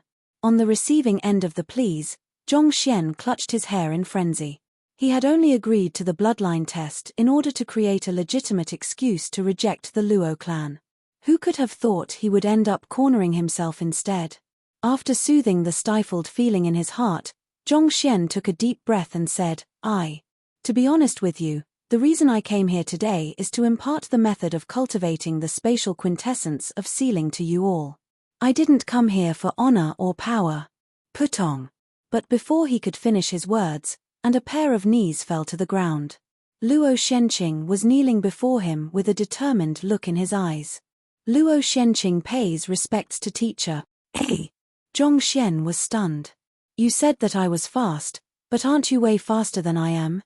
To actually acknowledge me as your master all of a sudden, is this really fine? Chapter 16:15 Becoming the clan head once more. Zhongxian was completely stupefied. He quickly shook himself out of his daze and walked forward to hold Luo Xuanqing's arms, supporting the latter back to his feet. There's no need to stand on ceremony. You can just think of me as a friend. To be honest, while Luo Xuanqing's recklessness had left him with a splitting headache on many occasions, he was actually quite fond of the other party's forthright personality. While it was a pity that the other party did not become his brother-in-law in the end, his impression of the other party still remained rather favorable. I thought that you were my brother, but you actually wanted to become my pupil instead. The Zhong clan's Zhongxian has infringed on the honor of our Luo clan and broken my younger sister's heart. I can never forgive him for all that he has done. I know that given the limitations of my talents, I'll never be able to catch up with him alone, so I implore you to impart the method to comprehending the spatial quintessence of sealing to me. After I master the spatial quintessence, I shall exact vengeance and slaughter that wretched be *starred. Luo Shenqing declared with gritted teeth, refusing to stand up at all. Zhongxian staggered slightly as a feeling of helpless despair arose in his mind.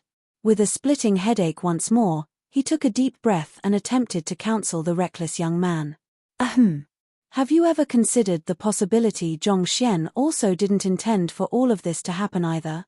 I thought of you as my brother, but not only do you want to become my pupil, you are even intending to use the skills you wish to learn from me to kill me.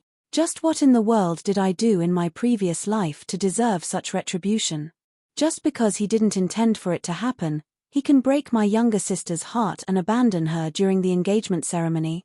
Just because he didn't intend for it to happen, he can humiliate our Luo clan and trample our dignity as if it was worthless dirt. Luo Shenqing raised his head as he spat with suppressed rage. Elder, I implore you to help me in my vengeance. As long as you are willing to take me in as your student, I'll devote my entire life to serving you once I have exacted my vengeance. This. Zhongxian really had no idea what he should say. If only he had known that this would happen, he never would have come to the Luo clan. He really was asking for trouble. It's one thing for me to be forced to become the clan head, but even the one friend that I have made wanted to become my student, and the motive for doing so is to kill me in cold blood. What am I supposed to do? Am I to teach you or not? Completely distressed by the situation he was in, Zhongxian directed another pleading gaze toward Luo Ruoxin, asking for her help. However, the young lady simply looked back at him with a knowing smile on her face, as if she had known that this would happen from the very start. Zhongxian sent a telepathic message over and asked, Ruoxin, did you know that I would be tested to have the Luo clan bloodline? Wait a moment, is it the effect of your disguise amulet? Despite the doubt he had earlier, the fact that his history was a perfect fit with the young prodigy of the Zhong clan and his ability to trigger the Zhong clan bloodline were more than enough proof that he was from the Zhong clan. Since that was the case, the only possible reason that he could think of for the bloodline basin revealing a 9 was the disguise amulet that Luo Ruoxin had given him. UN. The amulet is made from condensing the zhenqi of cultivators possessing unique constitutions. Not only is it able to alter one's appearance and aura, it's even able to disguise one's bloodline as well, such that even ancient sages would not be able to see through it. Besides, given that you have comprehended the spatial quintessence of sealing, if you reach ancient sage as well, the bloodline that you pass down to your offspring will be largely similar to that of the Luo clan. It's no surprise that the test with the bloodline basin showed a 9, Luo Ruoxin replied calmly. This. Zhongxian's face twitched upon hearing those words. In the end, the fault lay in the disguise amulet. If he had known that this would happen, he never would have used it in the first place. Just that, he did not think that the amulet would be able to disguise one's bloodline as well. Such an ability meant that one would be able to create an impeccable disguise in the truest sense. Why had he not heard of such an artifact in the world before? Seeing the many emotions flickering across Zhongxian's face, Luo Ganzhen thought that the middle-aged man was intending to turn them down, so he quickly bowed his head deeper and urged, Brother Tianya, please stop turning us down. The Luo clan urgently needs a powerful clan head to lead us during this time of need. It's not that I'm unwilling to do so, but I'm really not suited to become the head of the Luo clan. Zhongxian released an exasperated sigh. Give me some time. I need to consult my wife on this matter first. Really, Ruoxin should have told him in advance that the disguise amulet had such an effect. He never would have agreed to the bloodline test if he had known this would happen. Since it was partially her fault, she could not blame him for using her as an excuse. Hearing that the middle-aged man was going to consult his wife, Luo Ganzhen was visibly surprised for a moment before asking, Oh? Is our sister-in-law here, too? Indeed. Zhongxian replied with a bright smile as he turned his gaze to the crowd and beckoned. Lingxi, come here. Luo Ruoxin did not think that Zhongxian would really toss the ball to her. With everyone looking in her direction, she realized that she would not be able to continue watching the drama unfold as an idle spectator anymore. With a helpless sigh, she leaped onto the elevated platform as well. Clan head Luo, I don't mean any disrespect, but power and authority mean nothing to me and my wife. We have vowed to spend our life traveling freely around the world, so I fear that I can only turn down your goodwill. Holding Luo Ruoxin's hand tightly, Zhongxian sent a telepathic message over and said, Ruoxin, help me turn him down. This. Having her hand held in front of so many people, Luo Ruoxin's face reddened slightly. She discreetly shot Zhongxian a irked look before turning her gaze to face Luo Ganzhen. Since my husband has asked for my opinion, I'll give my view on this matter then. Actually, I don't think it's an issue for Tianya to become your clan head. Heh. Shocked by what he had just heard, Zhongxian's eyeballs nearly popped out. This isn't the script we agreed on. Remember the script, the script. This isn't the time for you to be improvising. However, he wishes to devote his time to cultivating, so he won't have any time to manage the matters in the Luo clan. Furthermore, His purpose for coming here is to pass down the method to comprehending the spatial quintessence of sealing so that the Luo clan can recover from the setback of being rejected by the Zhong clan. As long as clan head Luo is agreeable with this, I don't think it'll be much of an issue for Tianya to be your clan head, Luo Ruoxin said with a nod. Seeing a ray of hope, Luo Ganzhen immediately snatched at it. Of course, I have no problem with that. In the first place, they had already promised that they would deal with the miscellaneous affairs so that the middle-aged man would not be bogged down by administrative matters. In fact, it would be much better this way. If someone inexperienced in managing the Luo clan forcefully attempted to interfere in its matters, it could cause a huge mess instead. Furthermore, considering that the middle-aged man would be passing down the method to comprehending the spatial quintessence of sealing to them, what did they have to complain about? No matter how they looked at it, this deal was beneficial to the Luo clan. They would have to be dimwits to turn it down. Luo Ruoxin shot a glance at the dumbstruck Zhongxian and chuckled softly. She explained through Zhenqi telepathic, considering the current circumstances of the Luo clan, there's no way they'll let you go easily. Since that's the case, you might as well just accede to their request for the time being. Our identities are fake anyway, so if you wish to back out at any moment, you can revert back to your original identity.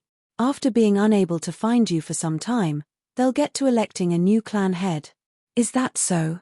I guess it should be fine then. Zhongxian nodded helplessly. Luo Ruoxin was right. Given the current turn of events, he had no choice but to go along with Luo Ganzhen and the others. But still, he had only gone there to compensate them for his earlier actions, but in a bizarre turn of events, he had ended up becoming their clan head as well. This really was a huge problem. The head of the Zhong clan, the Luo clan, and the Sanctum of Sages. And not to forget, there was also the Master-Teacher Pavilion. At this rate, he really might end up uniting all of the top powers on the Master-Teacher continent, becoming its supreme dictator.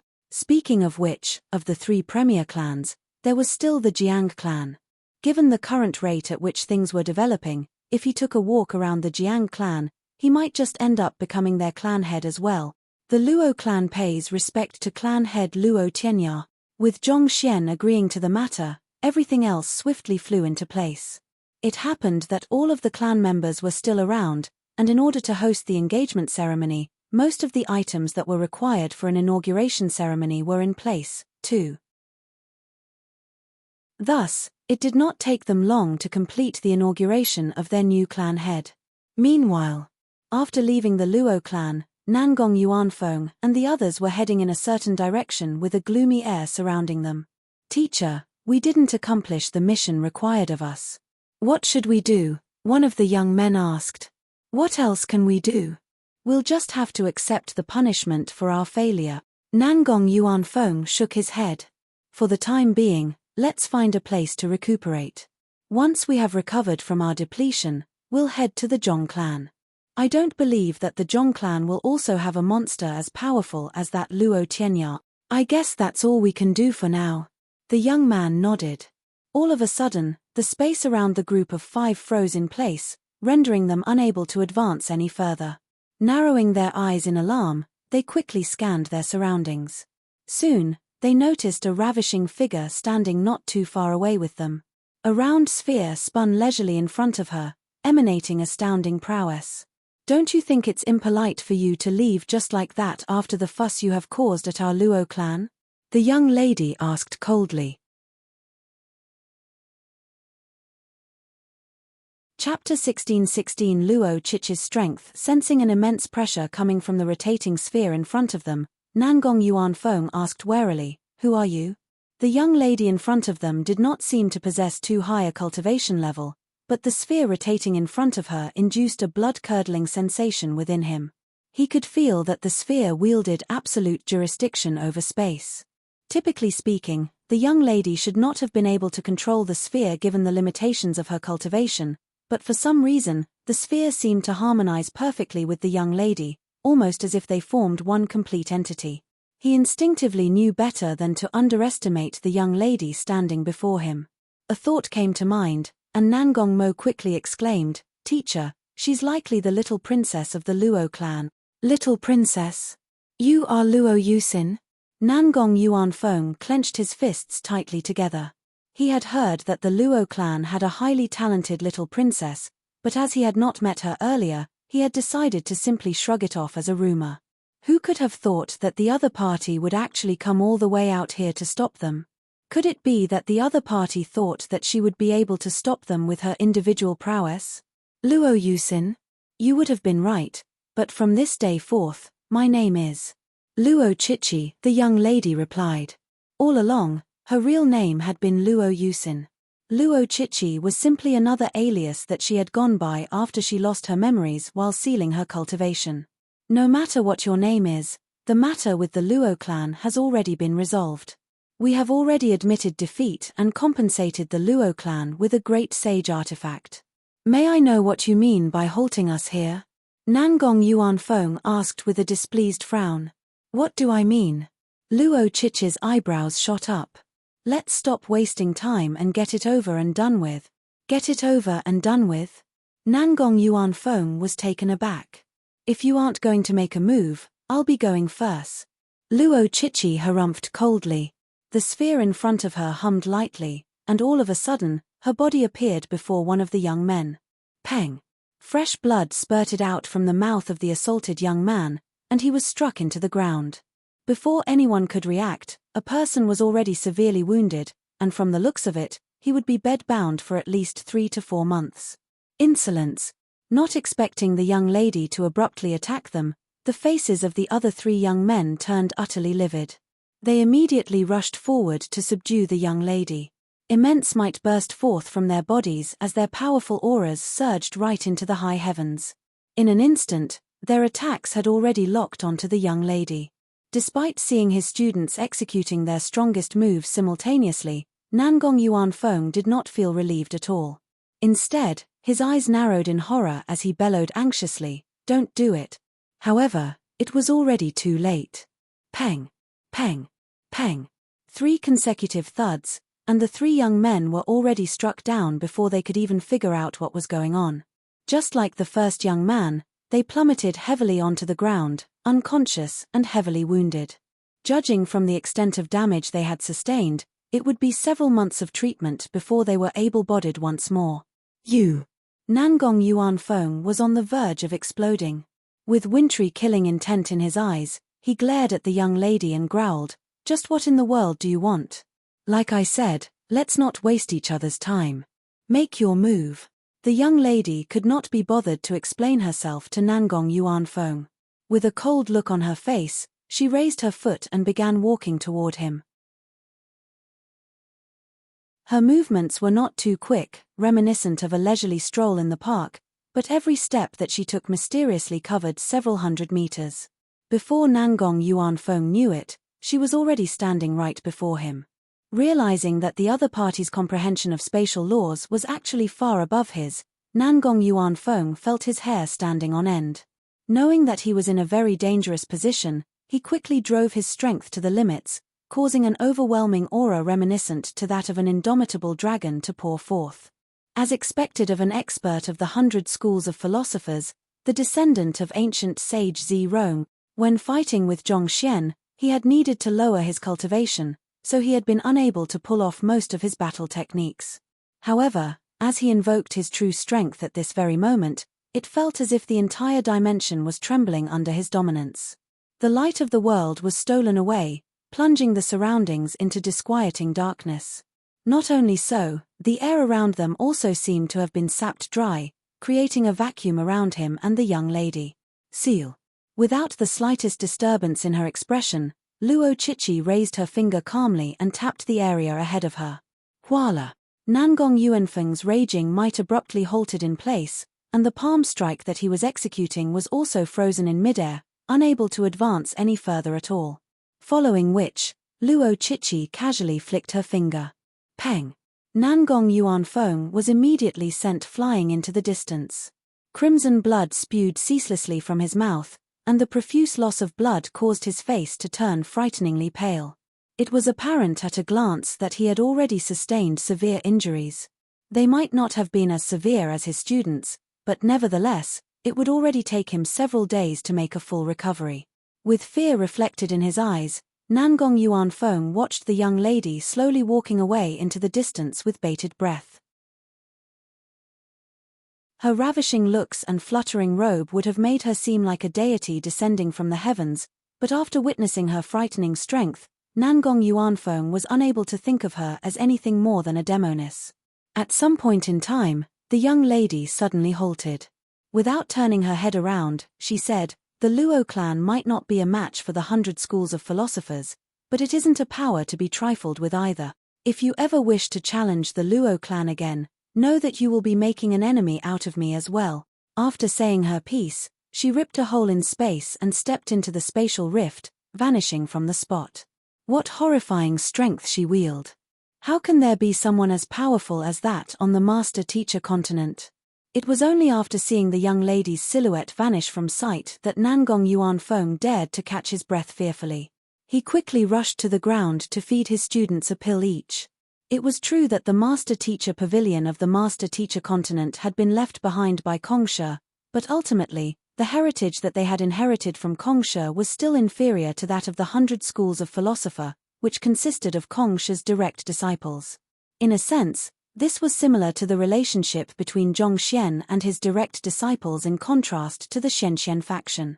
With the opening of the Temple of Confucius-Ju, their 100 schools of philosophers had decided to make a return to the master-teacher continent in a bid to claim the treasures within. They thought that they should have been able to tower over the major powers of the master-teacher continent and force them to submit to them easily with their superior prowess, but who could have thought that even a single Luo clan would wield such frightening prowess? More importantly, the young lady did not seem to be in her 20s yet. To possess such strength despite not having reached her 20s. Her talents could be said to be on par with those monsters of the great frontistery of Confucianism, Luo Tianya and Luo Chichi. The master-teacher continent really isn't as weak as I thought. Nangong Yuanfeng remarked grimly. "Teacher, what do we do from now on?" Roughly half a day later, one of Nangong Yuanfeng's students finally recovered enough energy to be able to speak. "Are we still heading to the Zhong clan? We have to make a trip there eventually. However, given our current state, we won't be able to do it on our own." Nangong Yuanfeng frowned. It would take quite some time for them to recover to their peak, and even so, there was no guarantee that they would be able to get the celestial amulet of legacy from the Zhong clan. After all, they could not simply ignore the rumors that they had heard about the young prodigy of the Zhong clan anymore, especially after experiencing the prowess of the little princess of the Luo clan personally. Rumors might just be rumors, but if the rumors concerning the incredible strength wielded by the little princess were true, the young prodigy was also unlikely to be a weakling. "Then, teacher, what do you intend to do?" the young man asked in confusion. "Send a message to Zhenqing Larosha. Hasn't he been wanting to compete with me? Let him make a move first, and we'll spectate by the side. If we can uncover the trump cards that the Zhong clan wields, our chances of success will be higher. We have already failed to acquire the Luo clan's celestial amulet of legacy, so we cannot afford to fail with the Zhong clan as well." Nangong Yuanfeng harumphed coldly. Hearing those words, the young man quickly nodded and took out his communication jade token. "Very well, I'll send a message over to Zhenqing Larosha right now." The Zhenqing Larosha whom his teacher was referring to went by the full name of Tantai Zhenqing, a descendant of ancient sage Ziyu. UN. "You should quickly heal and condition your body before Zhenqing and the others get here. Otherwise, they will just mock us once more," Nangong Yuanfeng said before closing his eyes to focus on assimilating the medicinal energy to heal his injuries. His student also quickly turned his attention to recuperating. They had thought that they would be able to easily force the Luo clan to do their bidding, but their expectations had fallen flat. The master-teacher continent had really changed a lot. Powerful dragons and ferocious tigers were hidden all around, and they could possibly be destroyed if they let their guard down. Larosha means teacher. Ancient sage Ziyu, also known as Tantai Mieming, is one of the major disciples of Confucius, credited for spreading Confucian thoughts within several states. He was known to be an exceedingly ugly but principled and honorable man, respected and honored by many rulers in his era and beyond. Chapter 16-17 Guiding Luo Shenqing. Traveling through the spatial rift, Luo Chichi returned to her room in the Luo clan. She had thought that the heavens had answered her prayers, and she had waited in anticipation for the blissful life that the world had promised her to arrive. No one could have expected such an outcome. Yet, by some bizarre working of fate, the deep fluctuations in her emotions ended up becoming the catalyst that further assimilated the dimension silencer together with her, granting her greater control over it. It was at that moment that the crowd from the 100 schools of philosophers arrived. She had been in the midst of comprehending the powers of the dimension silencer, so she could not afford to head to the square as well. However, by the time she was done, the problem was already settled. Thus, she tore a spatial rift open to catch up with those aggressors so as to teach them a lesson. No matter what, she was still a member of the Luo clan. She could not do nothing when it had been oppressed by some other power. Watching the inauguration ceremony outside through her spiritual perception, a slight relieved smile emerged on her face as she thought that Luo Tianya is indeed a genius. Despite not possessing the dimension silencer, he still managed to comprehend the spatial quintessence of sealing. With him around, the Luo clan will be in safe hands. Whether I am around or not won't make much of a difference anymore. Despite being a victim in the earlier incident as well, she knew that she had to take some responsibility for the huge setback that the Luo clan had suffered. She would have to shoulder the burden of propping up the Luo clan, at least until it was back on track. But at a time like this, Luo Tianya suddenly appeared, and there was no longer anything to worry about. Since that's the case, I want to pursue the happiness that belongs to me, Luo Chichi muttered with resolve as she stood up. All along, she had lived her life passively. She had simply walked down the pathway that those around her guided her onto, and even when it came to a matter as important as her marriage, she had never tried to fight back or protest at all. But right now, she was already exhausted from living such a life. She did not want to continue living her life so passively, trudging down a road that others had paved out for her. She wanted to pursue what she wanted. So what if Luo Larosha was around? She, Luo Chichi, would not lose out to anyone. Since Luo Larosha was able to win Zhongsha's heart, she was confident that she would be able to do the same. As soon as she made this decision, the pressure that had squeezed her heart so tightly that it suffocated her suddenly vanished. An unprecedented feeling of relaxation coursed through her body. Recalling the words that her teacher had said to her when he left, a slight smile appeared on the young lady's face. She walked out of the room and dashed into the air, swiftly vanishing from sight. This is the method to comprehending the spatial quintessence of sealing. You should quickly go through it right now. If there's any portion you don't understand, feel free to ask me. I'll help you decipher it. In a spacious room, Zhongxian tapped his finger and imprinted the cultivation technique manual of the simplified Heaven's Path spatial sealing art into Luo Xuanqing's mind. Since the reason he had gone to the Luo clan was to compensate them, he would help them wherever possible. However, it was unfortunate that no one except for him was able to cultivate the true Heaven's Path spatial sealing art, so he could only alter it a little before passing it on to the Luo clan. As for how much of it Luo Shenqing would be able to make sense of, that would depend on his own aptitude and capability. Going through the new knowledge that had just been transferred over to his mind, Luo Shenqing could not help but tremble in agitation, and he quickly kneeled onto the floor and exclaimed, "Thank you, teacher." As one of the core members of the Luo clan, he had accessed the full heritage of the Luo clan's spatial arts, but with just a quick scan through Luo Tianya's heritage, it became apparent to him that the Luo clan's spatial art heritage was incredibly shallow. It was like a small pond before a hulking ocean. To pass down such a formidable cultivation technique without any reservation.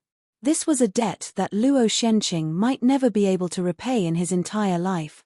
Like I have said, I'm not your teacher. Zhongxian quickly rushed forward to help Luo Shenqing up.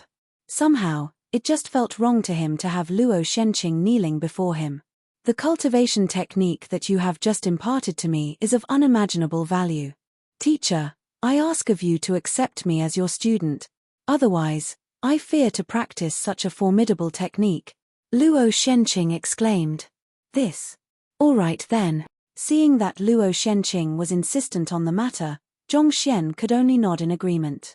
Lineage was extremely important in the master-teacher continent. There were some formalities that could not be disregarded, especially when a heritage was at stake. Seeing that he had received the middle-aged man's agreement, Luo Shenqing hurriedly kneeled down once more, and just as he was about to kowtow, he suddenly heard a feminine voice by the doorway. After acknowledging Tianya as your teacher, you mustn't use the knowledge you have learned against him. Otherwise, you'll suffer a rebound in your cultivation. You should be aware of that, right? Of course. Luo Shenqing nodded firmly. While lineages were highly regarded on the master-teacher continent, there was still no lack of incidents where students betrayed their teachers. In order to ensure that such an incident would not happen among the master teachers, the Master Teacher Pavilion implemented the rule that if a master teacher used the knowledge that they had learned from their teacher against their teacher, they would suffer a rebound in their cultivation. In order to enforce this rule, those who became master teachers would have to make such a vow under the supervision of the Master Teacher Pavilion. It's good that you understand that. Luo Ruoxin nodded. Rest assured. I, Luo Shenqing, will never make a move against my teacher. If I ever do, before the rebound in my cultivation even happens, I'll first cripple myself in repentance of my deed. Luo Shenqing declared majestically. Luo Tianya was not only his elder, he was also someone who had unreservedly imparted the spatial quintessence of sealing to him. He would really have to be a beast to attempt to harm someone who had helped him so much. After saying those words, Luo Shenqing stood up once more. He still could not be considered Luo Tianya's direct disciple yet, but connected by a common heritage, he could already be considered half a student. Wang. The moment that Luo Shenqing stood up, the library of Heaven's Path in Zhongxian's mind jolted. A golden page had materialized in the Book of Heaven's Path. Perhaps it might have just been his imagination, but it seemed like it was getting harder and harder to trigger the formation of a golden page. It had not appeared for such a long time that he had nearly forgotten about it. Luo Shenqing spent the next few hours trying to comprehend the simplified Heaven's Path spatial sealing art. For portions that he was unable to comprehend, he wasted no time clarifying them with Luo Tianya. It was only when the sky lit up once more that he finally internalized everything. Heaving a sigh of relief, Zhongxian said, "It's good that you have managed to understand everything.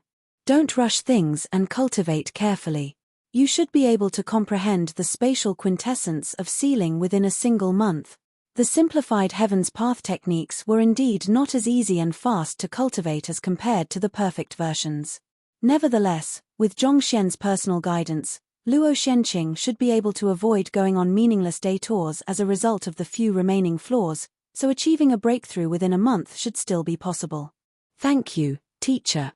Luo Shenqing clasped his fist. He began cultivating according to the method that his teacher had just imparted to him, and to his delight, his mastery of spatial arts advanced at a rate that he would have never thought possible before. A thought came to his mind then, and he could not resist asking, "Teacher, may I know how long it took you to comprehend the spatial quintessence of sealing?" It was one thing for his teacher to be able to comprehend the spatial quintessence of sealing, but his teacher had actually managed to create such a formidable cultivation technique as well. Countless highly talented predecessors of the Luo clan had devoted their lives to searching for a way to comprehend the spatial quintessence of sealing, and Luo Shenqing knew that even his talent could only be considered average compared to them. Yet, his teacher's cultivation technique actually allowed him to comprehend the spatial quintessence of sealing within just a single month. Given so, just how masterful was his teacher's command over space? And how long did it take his teacher to comprehend the spatial quintessence of sealing? Me. Zhongxian was caught off guard by that abrupt question. Let me think. I guess it should be roughly. At this point, Zhongxian paused for several seconds. This long. Yeah, about this long. Luo Shenqing was visibly confused for a moment before he understood what his teacher was getting at. In that instant, he could almost see his internal world collapsing. Teacher, you mean to say that you only took a few seconds? I think so. I can't remember exactly how long I took. It might have been a few seconds longer too. I couldn't really feel the flow of time while I was cultivating. Zhongxian stroked his lower jaw contemplatively. Back then, the dimensional sand had impeded their way forward, so his attention had been fully channeled into comprehending the 4-dan heavenly art of dimension unravel in order to freeze the dimensional sand in place. Looking back, it did not seem like he had taken too long. Likely a few seconds at most. Luo Shenqing could not help but feel deep despair at the huge gap between him and his teacher. He had thought that it was already a considerable feat for him to comprehend the spatial quintessence of sealing within a month's hard work, but his teacher's inhuman feat had crushed all feeling of glee and satisfaction within him. To comprehend the spatial quintessence of sealing within a few seconds. The heck, are you still a human? Seeing the look on Luo Xuanqing's face, Zhongxian shook his head helplessly. Hurry up and cultivate. You should try to achieve a breakthrough as soon as possible. I'm just stating the truth. Surely you need not be so traumatized by the truth, right? Yes, teacher. Knowing that his teacher was a figure whom he could not hope to match, Luo Shenqing quietly reassured himself that he was still a sufficiently talented genius and took his leave. Shortly after Luo Shenqing left, Zhongxian went over to the main hall. With a bright gleam in his eyes, he asked Luo Ganzhen, "Are there any books in the clan detailing insights and methods to achieving a breakthrough to Great Sage? May I know where they are?" It had been nearly a day since he had made a breakthrough to St. Nindan Pinnacle, so it was about time for him to make another breakthrough.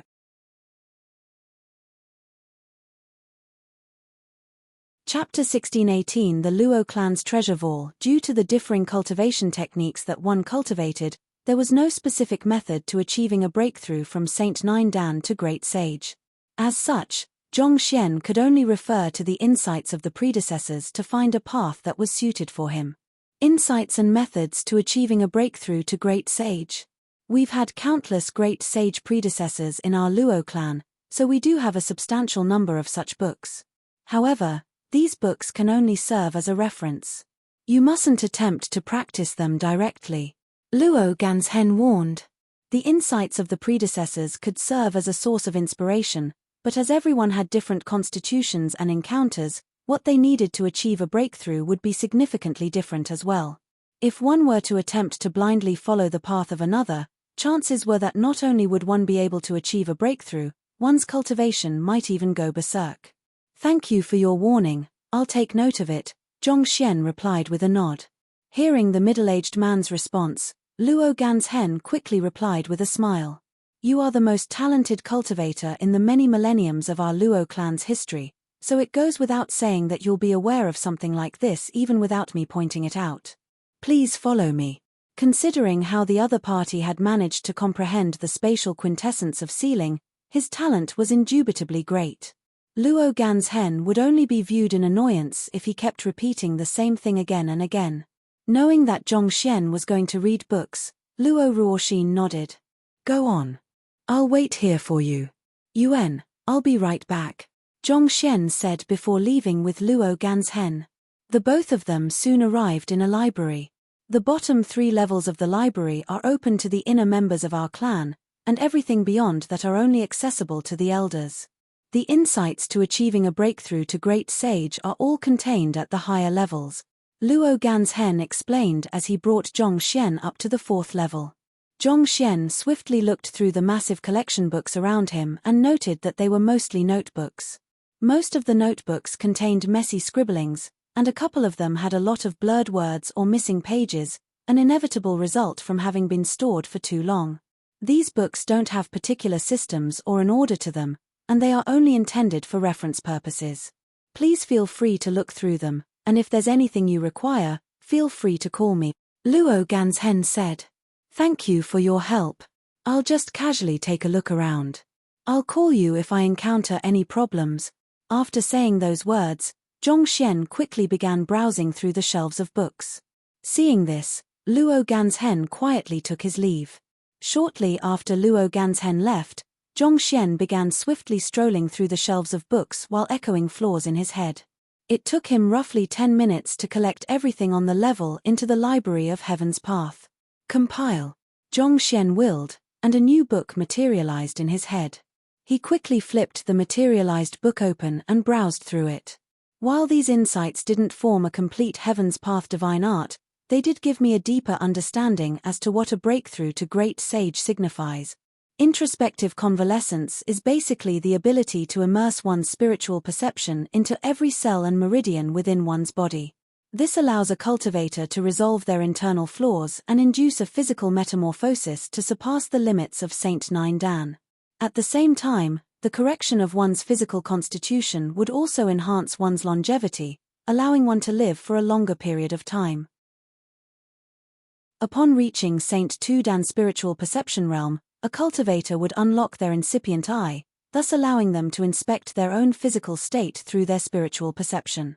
To achieve a breakthrough to the introspective convalescence realm, a cultivator would have to further refine their spiritual perception so as to make it fine enough to seep even within cells. As simple as it sounded, the effects it brought about were tremendous. If a cultivator's cells were to be damaged or breached by some kind of bacteria or virus, they would inspect the root of the problem through their spiritual perception and channel their zhenqi to resolve the affliction. Through this, they would be able to ensure that their physical body was always at its peak state, thus allowing them to exert their full prowess at any moment.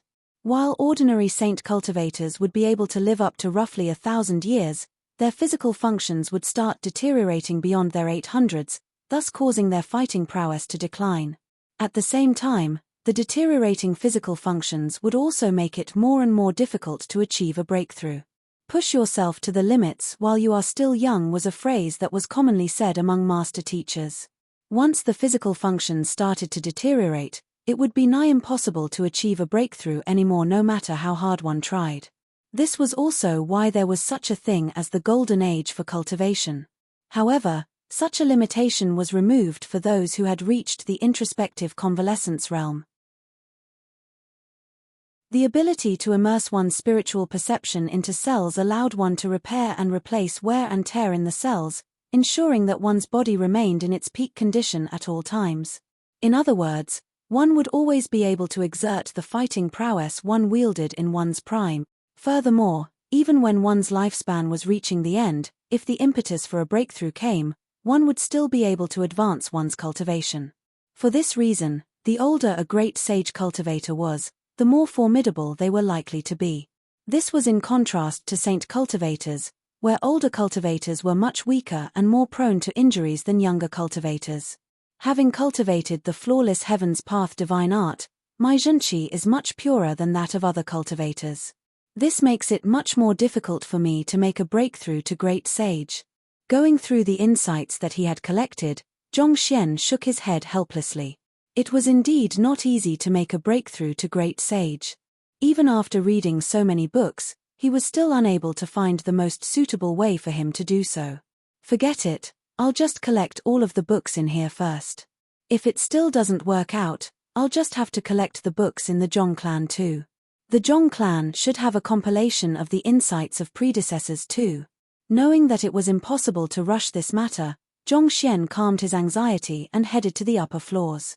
Given that the books on this level detailed the insights on making a breakthrough to great sage, it stood to reason that the books on the higher levels corresponded to that of the other realms of great sage.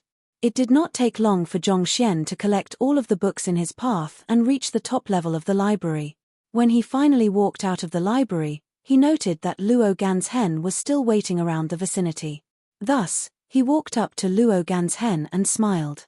I think I'll need some pinnacle spirit stones and items containing spiritual energy in order to make a breakthrough. May I know if there's anywhere in the clan that I can take such resources from? Also, is there a limit to how much of such resources I could take as the clan head? After reading through the books, Zhongxian realized that he needed quite a number of spirit stones in order to make a breakthrough. Sword Saint Xing had given him a clear glimpse into just how loaded the premier sage clans were. Considering that the Luo clan was a premier sage clan as well, a couple of pinnacle spirit stones and items containing spiritual energy would definitely not be much to them at all. Thus, there was no need for him to stand on ceremony for this matter either. There's a quota to how much resources the clan head is entitled to. However, you have just done the clan a great service, so the elders have unanimously decided to give you free access to the resources of the Luo clan, Luo Gan's hen said as he led the way forward. Soon, they arrived at a treasure vault.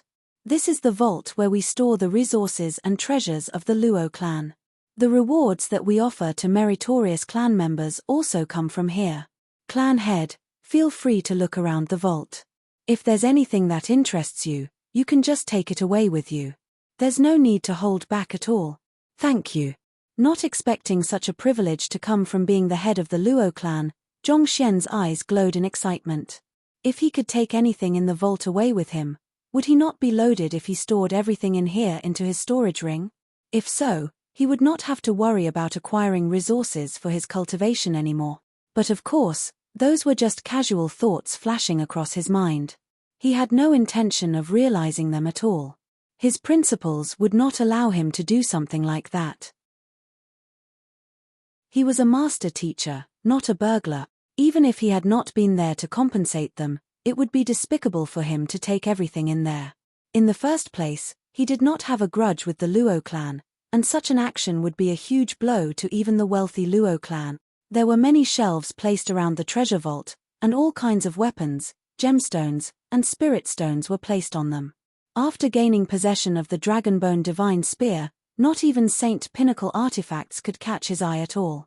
Similarly, Pinnacle spirit stones were not of much use to him given his current cultivation realm, so he did not dawdle too much around them. What's this? Walking in between the shelves, Zhongxian suddenly halted in his tracks, and his eyebrows shot up in surprise. On a shelf not too far away, there was a sealed jade box that emanated spiritual energy so concentrated that it actually moved his heart. Seeing that Zhongxian was looking at the sealed jade box, Luo Ganzhen explained, "It's an extraterrestrial meteorite. Our predecessors obtained it by some chance. I'm not too sure what it is, but over the years, no one has been able to find any way to refine it or extract the spiritual energy within it, so it ended up being stored in our treasure vault." Extraterrestrial meteorite? Zhongxian repeated in surprise. He walked up to the sealed jade box and slowly pried it open. Before Zhongxian could even see what was within the box, something within his body was already trembling in agitation, and a voice sounded in his mind. "Give it to me. I want that hard thing over there." "Who is it?" Zhongxian exclaimed telepathically in alarm. Chapter 16:19 The Speaking Pig Trotter. There were a few things within his body that could communicate with him telepathically. That fool of a clone of his, who always loved to fight for the limelight, was kept in the myriad ant-hive nest. Vicious had not spoken much ever since the previous time they found his upper body in the Sanctum of Sages. Besides, the latter would not even dare to release his spiritual perception without his permission, so there was no way he could have been aware of what was happening outside here. As for Little Amulet, he had kept it in his storage ring, so the latter would not be able to communicate telepathically with him at all. The voice clearly did not belong to that of the Dragonbone Divine Spear either. However, he had heard that voice loud and clear. It was reminiscent of that of a young child, crisp and sharp. It did not seem to be a product of his imagination. Just what could have slipped into his body without his noticing? Zhongxian quickly scanned his body, but to his shock, he could not find anything at all. Unable to take it any longer, he harumphed inwardly. "Who in the world is it? Stop fooling around." "What do you mean by fooling around?" "I'm Little Gord," the voice replied anxiously. "Little Gord?" Zhongxian frowned in confusion. "Ah, who else can it be other than me?"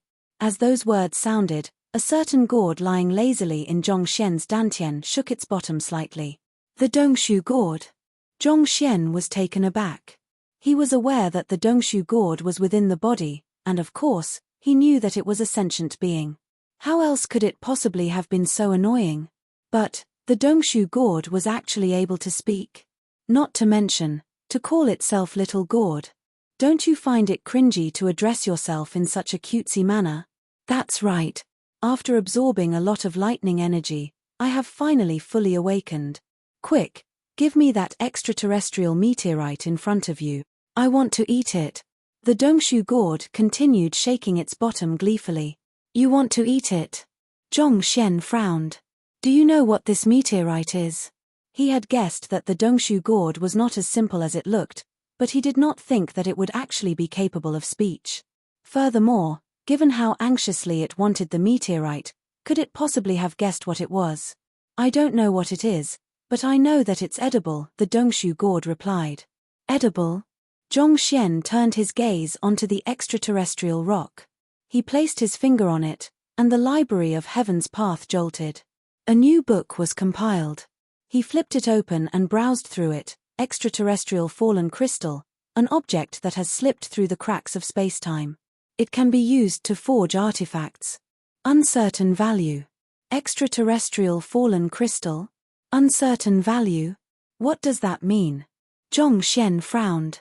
This was the first time that the Library of Heaven's Path had given such a vague appraisal of an artifact.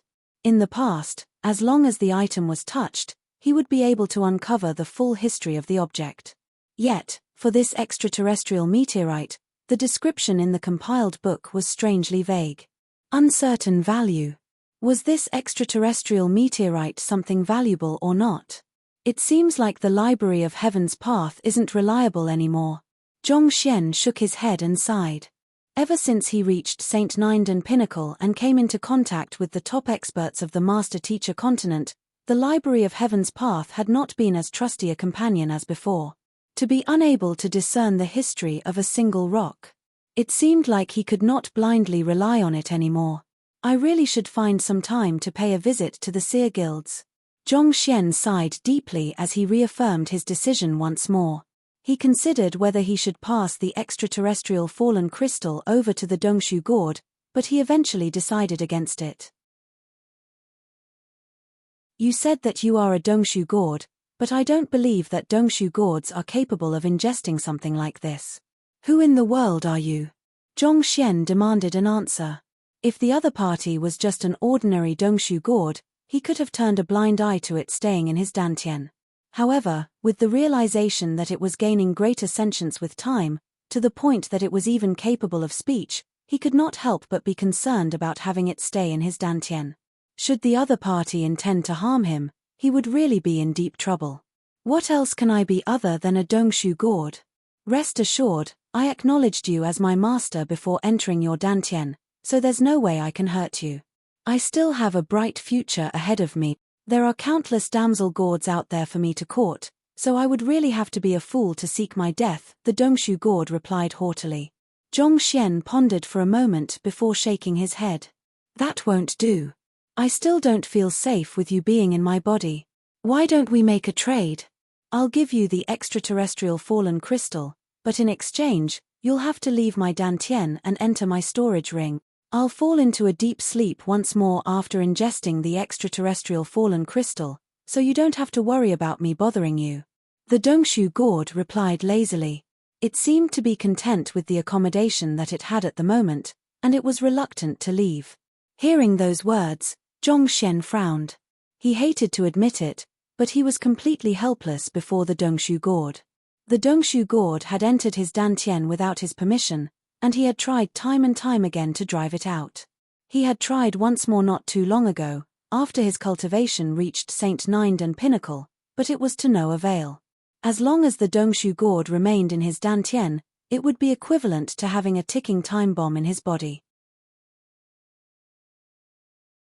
While the other party claimed that it would not wreak havoc, who could be certain that it would hold its end of the promise? Ultimately, it would still be best to get it out first. This matter is not open to discussion. You can either hibernate in my storage ring or never mention the matter concerning the extraterrestrial fallen crystal again, Zhongxian said as he shut the lid on the jade box. TSK. Fine then. In the face of food, the Dongshu god had no choice but to cave in. It shuddered a little, and before Zhongxian knew it, it had already vanished from his dantian and appeared in his storage ring. This. Zhongxian narrowed his eyes in shock. His dantian was within his body, a space that should have been under his control. On the other hand, his storage ring was a separate folded space, which should have been impossible for another being to access without his permission as its master. Yet, the Dongshu god was actually able to travel over without any impediment. This effectively meant that the Dongshu god was above him in terms of spatial manipulation. Just what in the world was the Dongshu god? Humph, it doesn't matter what it is. As long as it dares wreak havoc, I'll throw the Book of Heaven's Path on it. Zhong Xian harumphed coldly. Fortunately, after Luo Xianqing learned the simplified Heaven's Path spatial sealing art from him, his gratitude had triggered the formation of a new golden page. Considering how the tool could subdue even vicious easily, it should not be too difficult for it to curb a mere gourd. As long as he slammed the Book of Heaven's Path down on the Dongshu gourd, that darned fellow would be smashed into bit. With a trump card to rely on, Zhong Xian suddenly felt more secure. In any case, he had managed to get the Dongshu gourd out of his dantian for the time being, so there should be nothing to worry about at the moment. Thus, he turned his gaze to Luo Ganzhen and smiled. May I take this extraterrestrial meteorite away? Our predecessors have studied the meteorite many times but were still unable to figure out what it is. Feel free to take it if you want it. Luo Ganzhen nodded. Thank you. Hearing that he could take it, Zhong Xian heaved a sigh of relief. With a thought, he sent the jade box into his storage ring. Upon seeing the jade box in the storage ring, the Dongshu gourd immediately rushed toward it excitedly. Its body distorted a little, and the extraterrestrial fallen crystal in the box abruptly vanished without a trace. It was almost as if some mysterious force had swallowed it whole. Following which, just like what it had said, the Dongshu gourd fell into a deep slumber, not moving at all. Seeing that the fellow had toned down for the time being, Zhong Xian heaved a sigh of relief. A moment later, he could not help but clutch his head in distress. A speaking gourd. Thinking about it, he sure had a lot of weird things with him. A talking amulet, a talking gourd, a talking spear. It was fortunate that those pig trotters that he had in his storage ring could not speak. If he had speaking pig trotters too, he might just die of shock. Ignoring the issue with the Dongshu gourd, Zhong Xian continued looking through the treasure vault. Very soon, he spotted some decent resources. There were concentrated spiritual essences, precious pills, and unique herbs. He really had to say that the Luo clan was crazy rich. The number of treasures that they had in their treasure vault would leave any cultivator's mouth agape. After taking a couple of items that would help in his breakthrough, Zhong Xian finally left the treasure vault. No matter what, these items had slowly been accumulated through the hard work of the predecessors of the Luo clan. It would simply be too despicable of him to steal all of them. That being said, he did loot quite a few good things. To make an analogy, if the item that he had taken from Sword Saint Xing back then was referred to as a single unit, the items that he had taken were worth at least 10 units. If not for the fact that he was currently the head of the Luo clan, Luo Ganzhen would have surely thrown him out of the ethereal shrouding city by now. Stowing the items away carefully, Zhong Xian told Luo Ganzhen, I am intending to head out to find an impetus to make a breakthrough. If anything happens to the Luo clan, send me a message and I'll rush right back.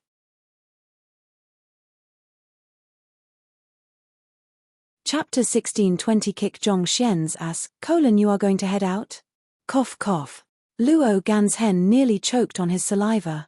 It was in view of the fact that Luo Tianya was from the side family and didn't feel a sense of belonging toward the Luo clan that he allowed the other party to take so many resources at once. His motive was simple, he wanted to bring Luo Tianya on board the massive ship known as the Luo clan and convince him to willingly serve as its captain. Yet, before that fellow even stepped out of the doors of the treasure vault, he was already thinking of slipping away. You callous man.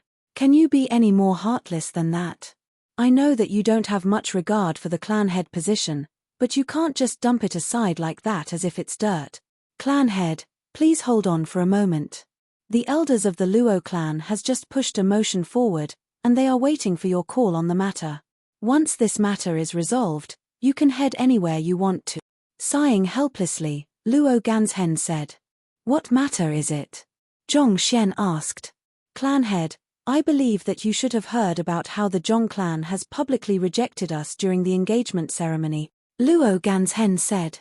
Zhong Xian nodded. As the primary culprit of the incident, how could he possibly have not heard of it? The Luo clan is the second largest sage clan on the Master-Teacher continent, and it has always been held in high esteem. Yet, it was humiliated before all of the powerhouses on the Master-Teacher continent, causing its reputation to be pulled through the gutter. Given that we are weaker than the Zhong clan, We have resigned ourselves to the fact already.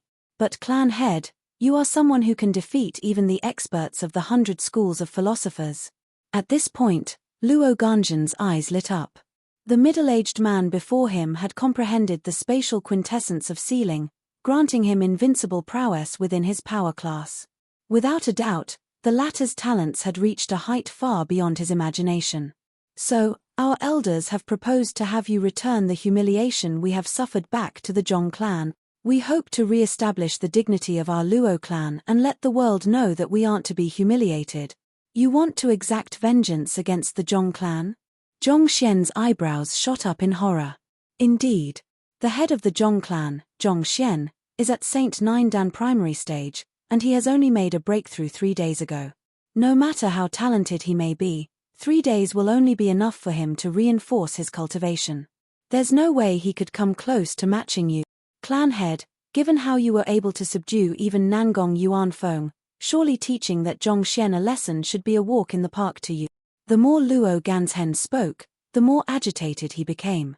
The intention of the elders is to have you challenge the head of the Zhong clan and teach him a lesson he will never forget. Make him crawl around the ground searching for his fallen teeth. Through cleansing the humiliation that we have suffered, we'll rebuild the reputation of the Luo clan and rise up once more. In the end, the reason why the Zhong clan dared to be so arrogant was because Zhong Xian was the head of the Sanctum of Sages, Yangshi's senior, and the teacher of leaders of many powers. But in a fair duel, all those titles he had wouldn't do him any good. As long as clan head Luo Tianya displayed his dominance over Zhong Xian, no one would dare to laugh at their Luo clan anymore. Since the Zhong clan dared to trample on their dignity to establish their authority, then they couldn't blame them for doing the same as well. Zhong Xian clutched his hair maniacally. What the hell is with this turn of events? Indeed, it is understandable that the Luo clan would want to cleanse their reputation, especially after they have found themselves a powerful clan head, but the problem is that the darn Zhong Xian you have been cursing all this while is me. Are you seriously asking me to beat myself up? Just what did I do that gave you the impression that I have an interest in self-harm? Do I look like a masochist to you?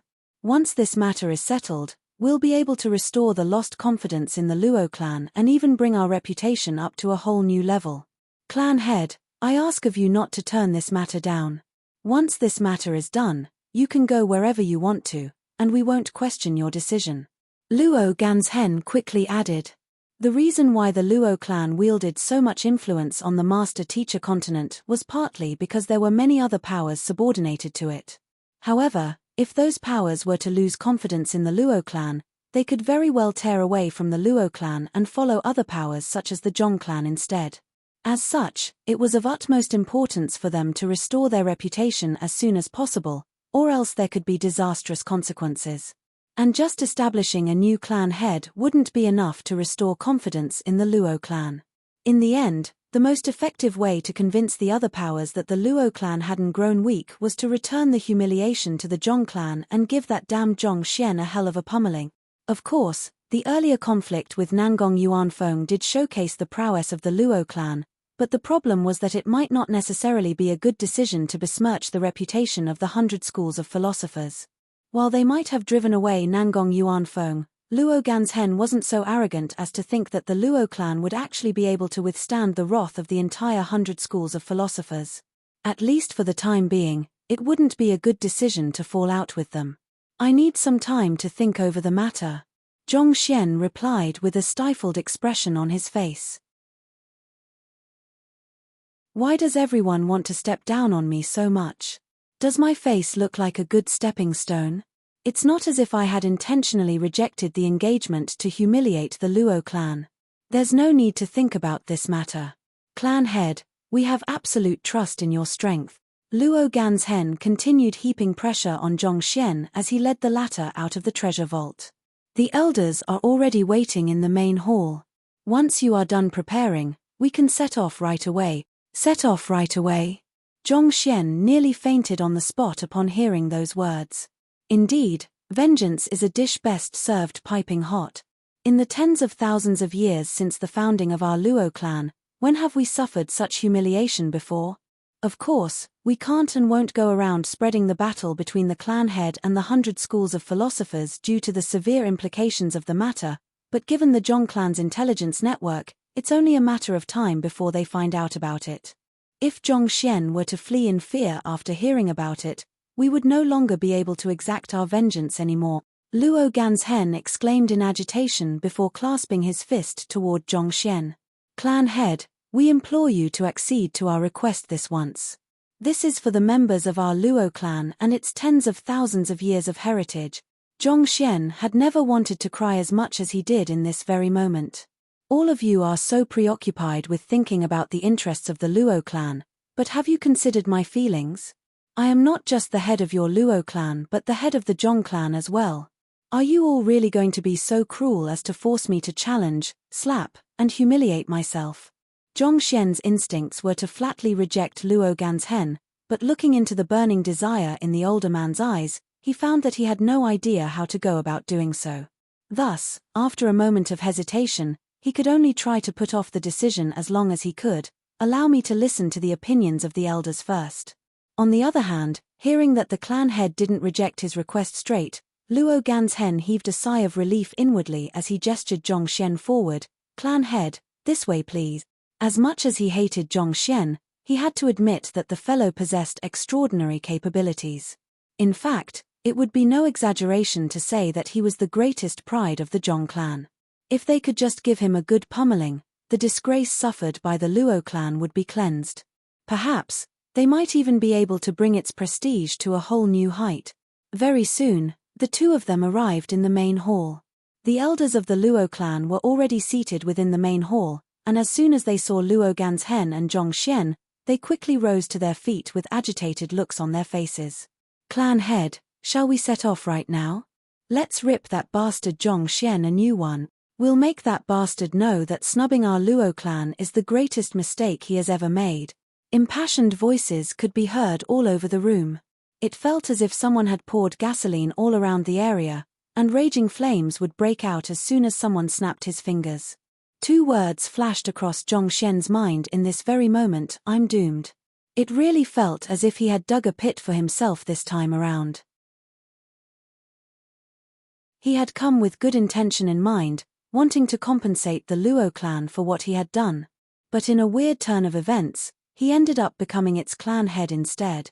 And if that wasn't enough, before he knew it, he was being pressured to pummel himself. If he were to toss away his disguise and reveal his true identity as Zhong Xian right now, not only would his compensation not be appreciated, the Luo clan might even think that he was toying with them, thus removing any possibility of reconciliation between the two clans. In the worst-case scenario, it could even provoke a war. It took Zhong Xian a very long while to calm down all of the elders enough for him to speak. I understand your emotions, but I don't think it's a good timing to challenge the Zhong clan right now. I don't deny that Zhong Xian is very powerful, such that there's nearly no one in his cultivation realm who would be a match for him. But clan head, you are someone who managed to defeat even Nangong Yuanfeng. We believe that you'll be able to thrash Zhong Xian easily too. We'll send an official challenge letter to the Zhong clan and invite the Master Teacher Pavilion to officiate the duel. As long as we follow the proper procedures, the Zhong clan would be forced to accept our challenge.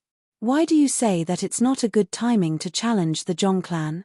Clan head, I don't mean to refute your words, but I feel that this is the ideal opportunity for us to challenge the Zhong clan too. You are from the side family, and hardly anyone in the Luo clan has heard of you.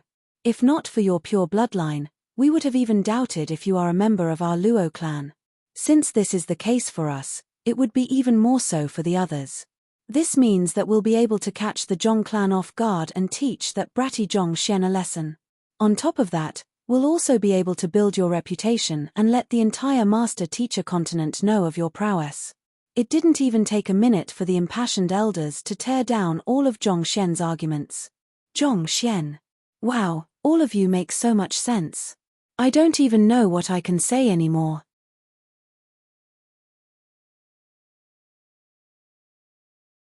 Chapter 1621. What is your relationship with Kongsha? Zhong Xian could see Luo Ganzhen and the other elders' point, and that was precisely why he found it difficult to turn them down. Putting aside the vengeance against Zhong Xian, This was also an ideal opportunity to build up Luo Tianyar's reputation. Luo Tianyar might have become the head of the Luo clan, but the world was still ignorant of who he was and what he was capable of. Who else would serve as a better stepping stone to build Luo Tianyar's reputation than the celebrated young prodigy of the Zhong clan, whose name had been hanging on the tip of everyone's tongue in recent days? In this moment of frustration, Zhong Xian caught sight of Luo Ruoxin in his peripheral vision. There was a dazzling smile on her face. He had no recollection of seeing such a bright smile on her placid face before. In an instant, Zhong Xian felt even more frustrated. "Aren't you my girlfriend? Aren't you supposed to support me in my time of distress? How can you remain silent after seeing all this?" Just as Zhong Xian had no idea how he should respond to the expectant faces around him, he suddenly heard a telepathic message from Luo Ruoxin. "Actually, I think it would be better for you to agree to their request." "Agree to their request?" Zhong Xian's face twitched. "You want me to beat myself up? That's not it. You should lead them first to the Zhong clan, find a suitable moment to reveal your identity, and force the two clans to sit down and resolve the situation peacefully. Otherwise, given the hostility the Luo clan bears toward the Zhong clan, the more you compensate them, the more weapons they will have at their disposal to use against the Zhong clan. In the worst-case scenario, the Luo clan might even feel prompted to start a war with their newfound power. It won't be easy to reconcile the two clans, but you can't keep putting it off either," Luo Ruoxin explained. This. Zhong Xian fell into deep thought. Ruoxin's words made sense. The Luo clan had a deep grudge against the Zhong clan. While it was out of goodwill that he wanted to compensate the Luo clan for their loss, such an action was actually no different from stoking their desire for vengeance. Not only would it not resolve the conflict, it would only worsen it. Since our Luo clan is already strong enough by ourselves, why should we reconcile with the Zhong clan? Such poisonous thoughts could very well take root within the Luo clan. If Zhong Xian left things as they were, it would only be a matter of time before a fight broke out between the two clans. Instead of allowing this volatile situation to continue, he might as well resolve it once and for all. After all, he could not possibly keep alternating between Luo Tianyar and Zhong Xian. He would die of exhaustion that way. "I guess there's no other way." Having thought the matter through, as frustrated as Zhong Xian was, he eventually gave his nod of approval. "Very well, I'll agree to your request. Let's head to the Zhong clan right now." Woohoo! Off to the Zhong clan we go. Kick Zhong Xian's ass. Kill that pathetic excuse of a man. The elders cheered in delight. Zhong Xian. The crowd from the Luo clan were already all prepared and ready to set off. Upon receiving Zhong Xian's approval, without any hesitation, they quickly rose to their feet and beckoned their aerial saint beasts over. Dozens of saint beasts immediately appeared in the sky above, forming a truly majestic sight. The purpose of the Luo clan was to rebuild their reputation. As such, even though Zhong Xian could easily teleport them over, especially since he had already grasped the spatial quintessence of sealing, they chose to fly over on aerial saint beasts instead to draw attention. Standing atop the aerial saint beast, Zhong Xian glanced at Luo Ruoxin, who was having trouble suppressing her laughter, and he pouted unhappily. "Do you think that I wanted to be in this plight? Just what did I do wrong in my previous life for the heavens to punish me like that? Forget it, I won't think about it anymore. I'll focus my attention on trying to achieve a breakthrough to Great Sage Wundan instead." As frustrated as Zhong Xian was, he knew that it was meaningless for him to think too much into it.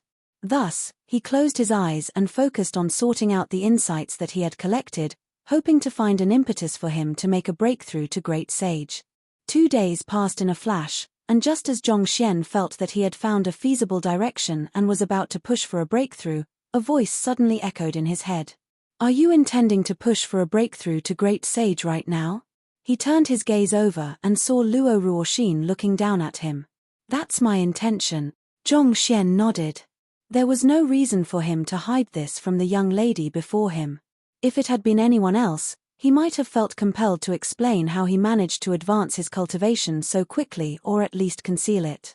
However, he did not think that there was a need for him to do so before this young lady at all.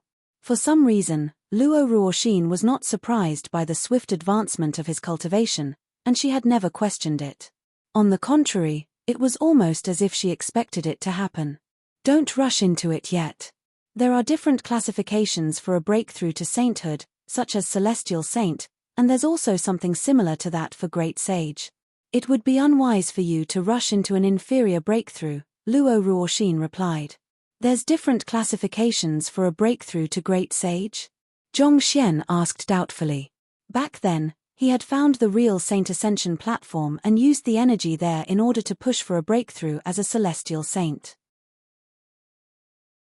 It was precisely due to his extraordinary breakthrough that the capacity and concentration of his zhenqi far exceeded that of his peers.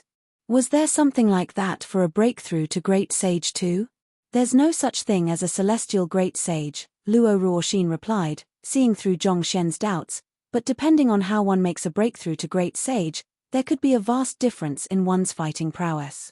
Zhong Xian had no idea what his girlfriend's true identity was, but if there was one thing that he was certain about, it was that his girlfriend was far more knowledgeable than him in the field of cultivation. If not for her, he might never have successfully become a celestial saint. Since she had said such words, he should indeed take note of the matter. The first realm of great sage is known as introspective convalescence. It allows a cultivator to immerse their spiritual perception into their cells and influence their body from a fundamental level, such as metabolism, Luo Ruoxin explained. An ordinary breakthrough to introspective convalescence requires a cultivator to temper their spiritual perception into a more refined and powerful form. Such a breakthrough isn't too difficult, but it's an inferior method. It's known as the low-tier breakthrough method. Since there was a low tier, there was bound to be a high tier. That being said, this is the only method that all cultivators know of that will allow them to advance to great sage. There's only one person on the master-teacher continent who has managed to design a superior method to achieving a breakthrough to great sage and succeeded to doing so, Luo Ruoxin continued. Are you referring to Kongsha? Zhong Xian asked. In the history of the master-teacher continent, the most notable figure was indubitably Kongsha. If anyone could design a superior method to achieving a breakthrough to great sage, it would have been him. Indeed, it's Kongsha. Luo Ruoxin nodded. When he was still at St. Ninden Pinnacle, he drew the heavenly flames into his body to temper his spiritual perception through its searing heat, making it far more resilient and stronger than before. Due to that, he was far stronger than an ordinary cultivator after making a breakthrough. The capacity of his zhenqi and the strength that he wielded were unmatched by any normal great sage, and that formed the foundation for him to become the strongest person in history. Heavenly flames. Zhong Xian's body stiffened upon hearing those words. Previously, Kong Shi's will had told him that the key to resolving the innate fetal poison was to become a 9-star master teacher and draw the heavenly flames into his body to sear it. A 7-star master teacher would have cultivation realms ranging from Saint 2 Dan to Saint 4 Dan, a half 8-star master teacher at Saint 5 Dan, and an 8-star master teacher ranging from Saint 6 Dan to Saint 8 Dan. Saint 9 Dan would conventionally correspond to half 9-star master teacher. There were some unique cases where Saint 9 Dan pinnacle cultivators were bestowed with the 9-star master teacher emblem in advance, but conventionally, the prerequisite to becoming a 9-star master teacher was to be a great sage. Could it be that, when Kongsha mentioned becoming a 9-star master teacher, it referred not to the emblem from the master teacher pavilion but his cultivation realm? He had to push for a breakthrough to great sage, and he had to use the high-tier breakthrough method on top of that. Similar to the lightning tribulation, the heavenly flames are a kind of retribution the heavens inflict upon the cultivators. When you survived the Saint Ascension ordeal and became a celestial saint, did you feel your soul and physical body becoming far stronger than before, allowing you to defeat enemies stronger than you with ease? Luo Ruoxin asked. Zhong Xian nodded slightly. Typically speaking, it was only at Saint 5 Dan leaving Aperture Realm that a cultivator would be able to use the lightning tribulation to temper their primordial spirit. However, having undergone the Saint Ascension ordeal, his soul and physical body were able to advance to a level far beyond his current cultivation realm, putting him far ahead of ordinary cultivators. Given so, it was understandable that the heavenly flames would make his spiritual perception stronger and grant him greater fighting prowess compared to other cultivators. I have browsed through many books regarding breakthroughs to Great Sage, but none of them mention the distinction between a low-tier breakthrough method and a high-tier breakthrough method. If Kong Shi is the only one in history who has managed to pull it off, then Ruoxin, how did you learn of it? Unable to hold back his curiosity anymore, Zhongxian turned his gaze over and asked, "What is your relationship with Kong Shi?"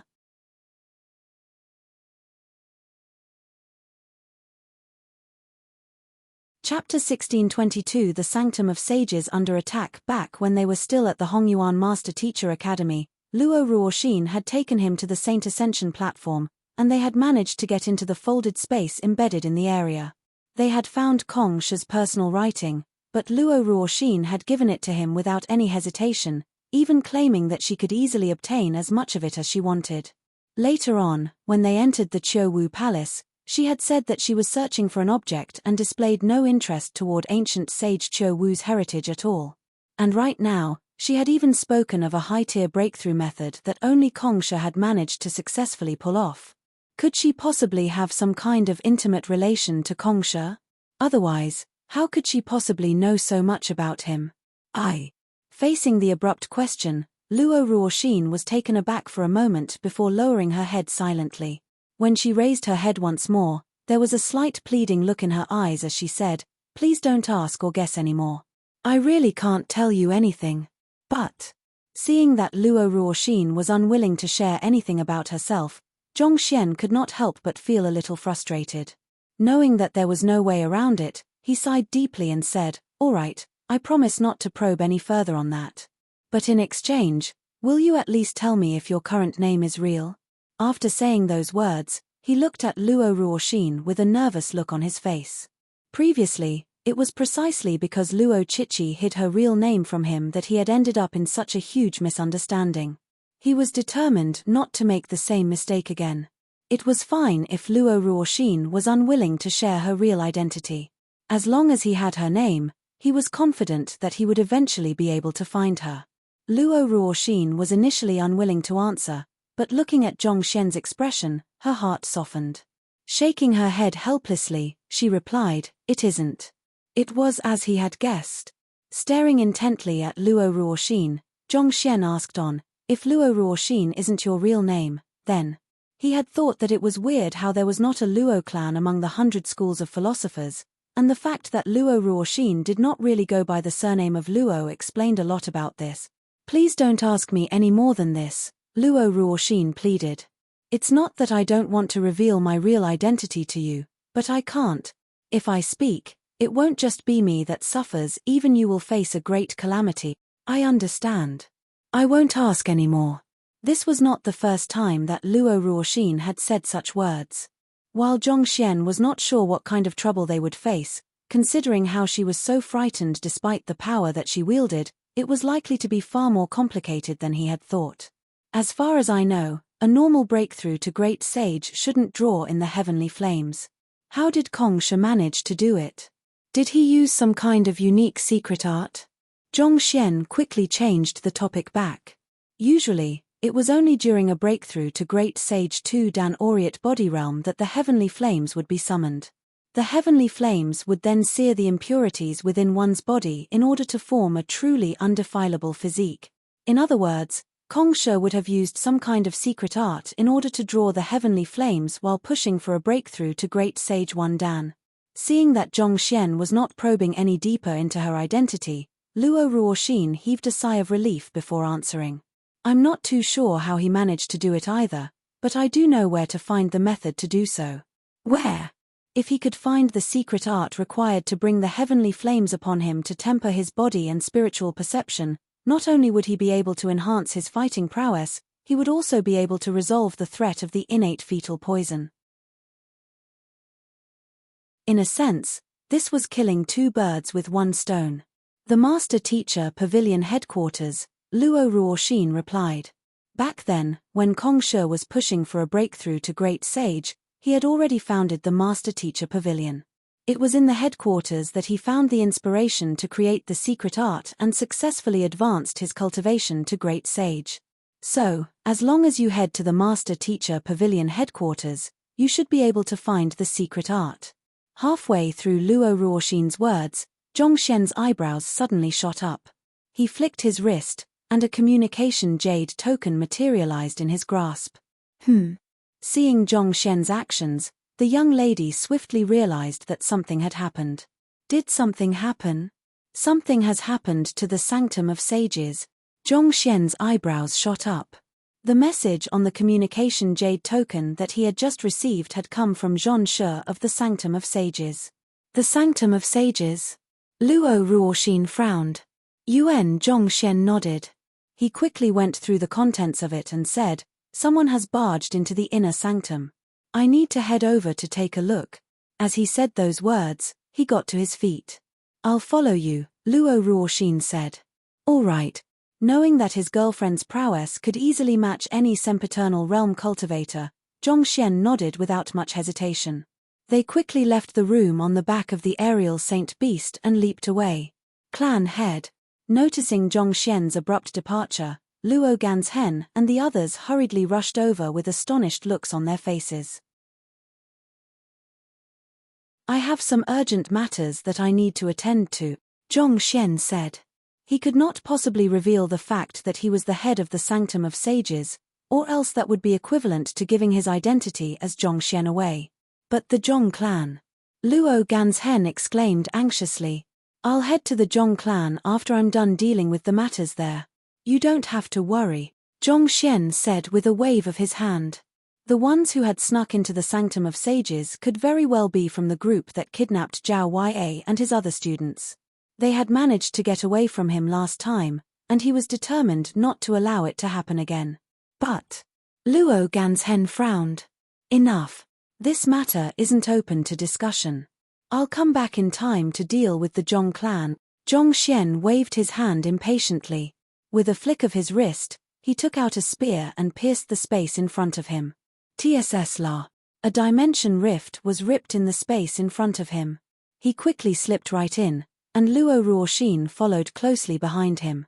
In the blink of an eye, they had already disappeared from sight. This is traversing through dimension rifts. The faces of Luo Ganzhen and the other elders paled in fright. They had known all along that their clan head was an incredible prodigy. Someone of mediocre talent could not possibly have managed to comprehend the spatial quintessence of sealing. However, the fact remained that he was only at Saint Nindan pinnacle, so it was inevitable for them to feel that his powers had yet to fully mature. However, the feat that the clan head had just pulled off made them realize that they might have been underestimating him all that time. "Just what happened for our clan head to head off in such a rush?" Luo Qingchen asked. "I don't know. However, since our clan head has already given us his word, let's continue our journey to the Zhong clan. Until we get that Zhongxian on his knees, begging for mercy, the rage in my heart won't be quelled." Luo Ganzhen spat with a cold glint in his eyes. The other elders roared in agreement. This was not the first time that they had headed to the Zhong clan, but never had they felt so exhilarated as they did that day. Finally, the Luo clan would be ushering in its next spring. A dimension rift opened, and Zhongxian and Luo Ruoxin jolted out. Taking a look at their surroundings, they had already arrived at the entrance of the Sanctum of Sages.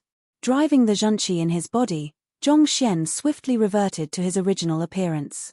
Glancing at the young lady beside him, he noted that Luo Ruoxin had also taken off her disguise. Thus, they quickly entered the Sanctum of Sages. What happened?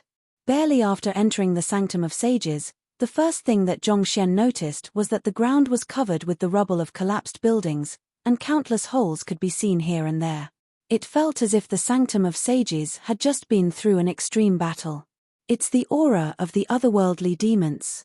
Activating his eye of insight, Zhongxian scanned the area and saw the killing intent of the otherworldly demons and the auras of master teachers lingering around the area.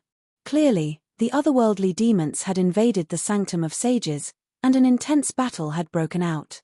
"Sanctum head, you are back."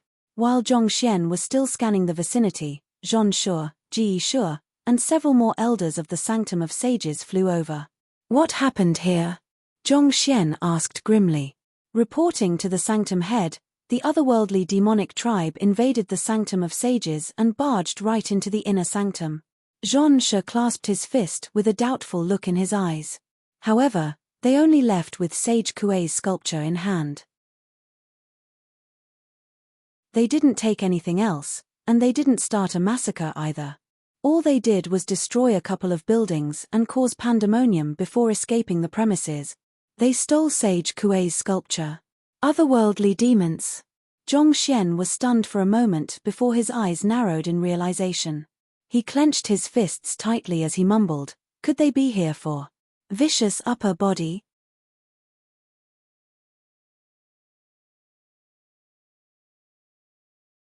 Chapter 1623 Stalking. Zhang and the others might not have been aware of the secret hidden within Sage Kuei's sculpture, but Zhang was well aware of it. The upper body of Vicious, the formidable otherworldly demon who had fought on equal grounds with Kongsha back in his prime, was sealed within the sculpture. Back then, after he found that Vicious upper body was stored in the sculpture with the Library of Heaven's Path, he had intended to smash that sculpture into bits to retrieve the upper body. But in the end, he had forced himself to calm down and decided against it. No matter what, he was still a master teacher and the head of the Sanctum of Sages. Even if it was to achieve his goals, he had to take note of how he went around doing it. In any case, for the otherworldly demons to barge into the inner sanctum and take only Sage Kuei's sculpture, there was no doubt that it had something to do with Vicious upper body. No matter what, Vicious was still one of the strongest otherworldly demon emperors, so there were bound to be many uses for his upper body. In fact, one could even seek to revive Vicious through awakening and gathering his missing part. Vicious. Hearing Zhang's mumblings, Zhang was taken aback.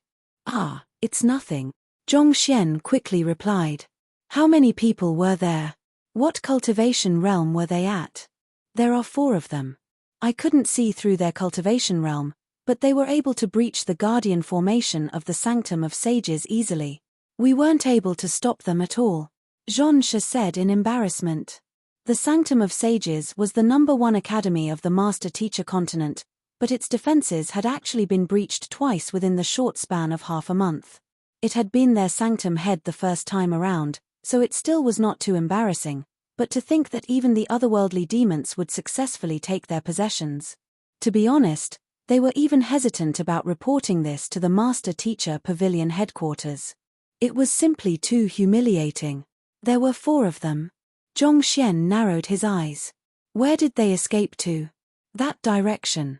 We ended up losing them after chasing them for a while, so we could only send a message to ask for your help," Zhang replied as he pointed in a certain direction.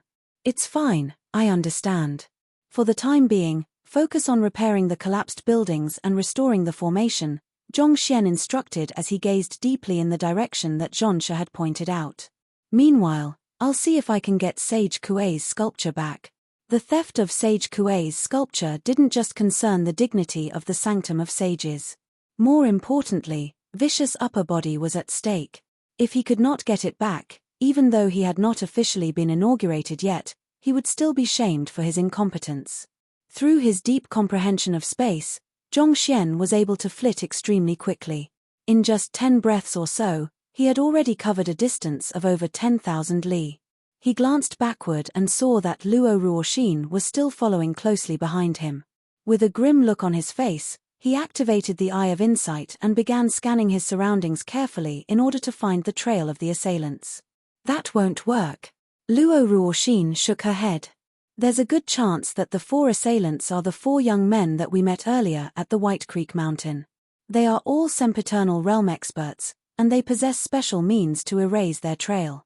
You won't be able to track them unless your Eye of Insight reaches the 4th realm." "You're right." Zhang had noticed that as well. At the crime scenes where Zhao Ya and the others had been kidnapped, the culprits did not leave any marks behind either. Even with the keen Eye of Insight, he had not been able to find anything at all. However, they won't be getting away that easy this time around. Zhang sneered coldly. With a flick of his wrist, a book emanating an air of inviolability materialized in his hand. It was the Book of Heaven's Path. It might have been difficult for him to locate Zhao Ya and the others, but Sage Kuei's sculpture was a different matter. As long as Vicious could sense the general direction that his upper body had been taken to, he would be able to determine a general location and eventually find them. Unless they were to use some kind of unique spatial secret art to conceal the whereabouts of the upper body. However, considering that it had not been too long since they snatched the sculpture, it was unlikely that they would have the time to do it yet.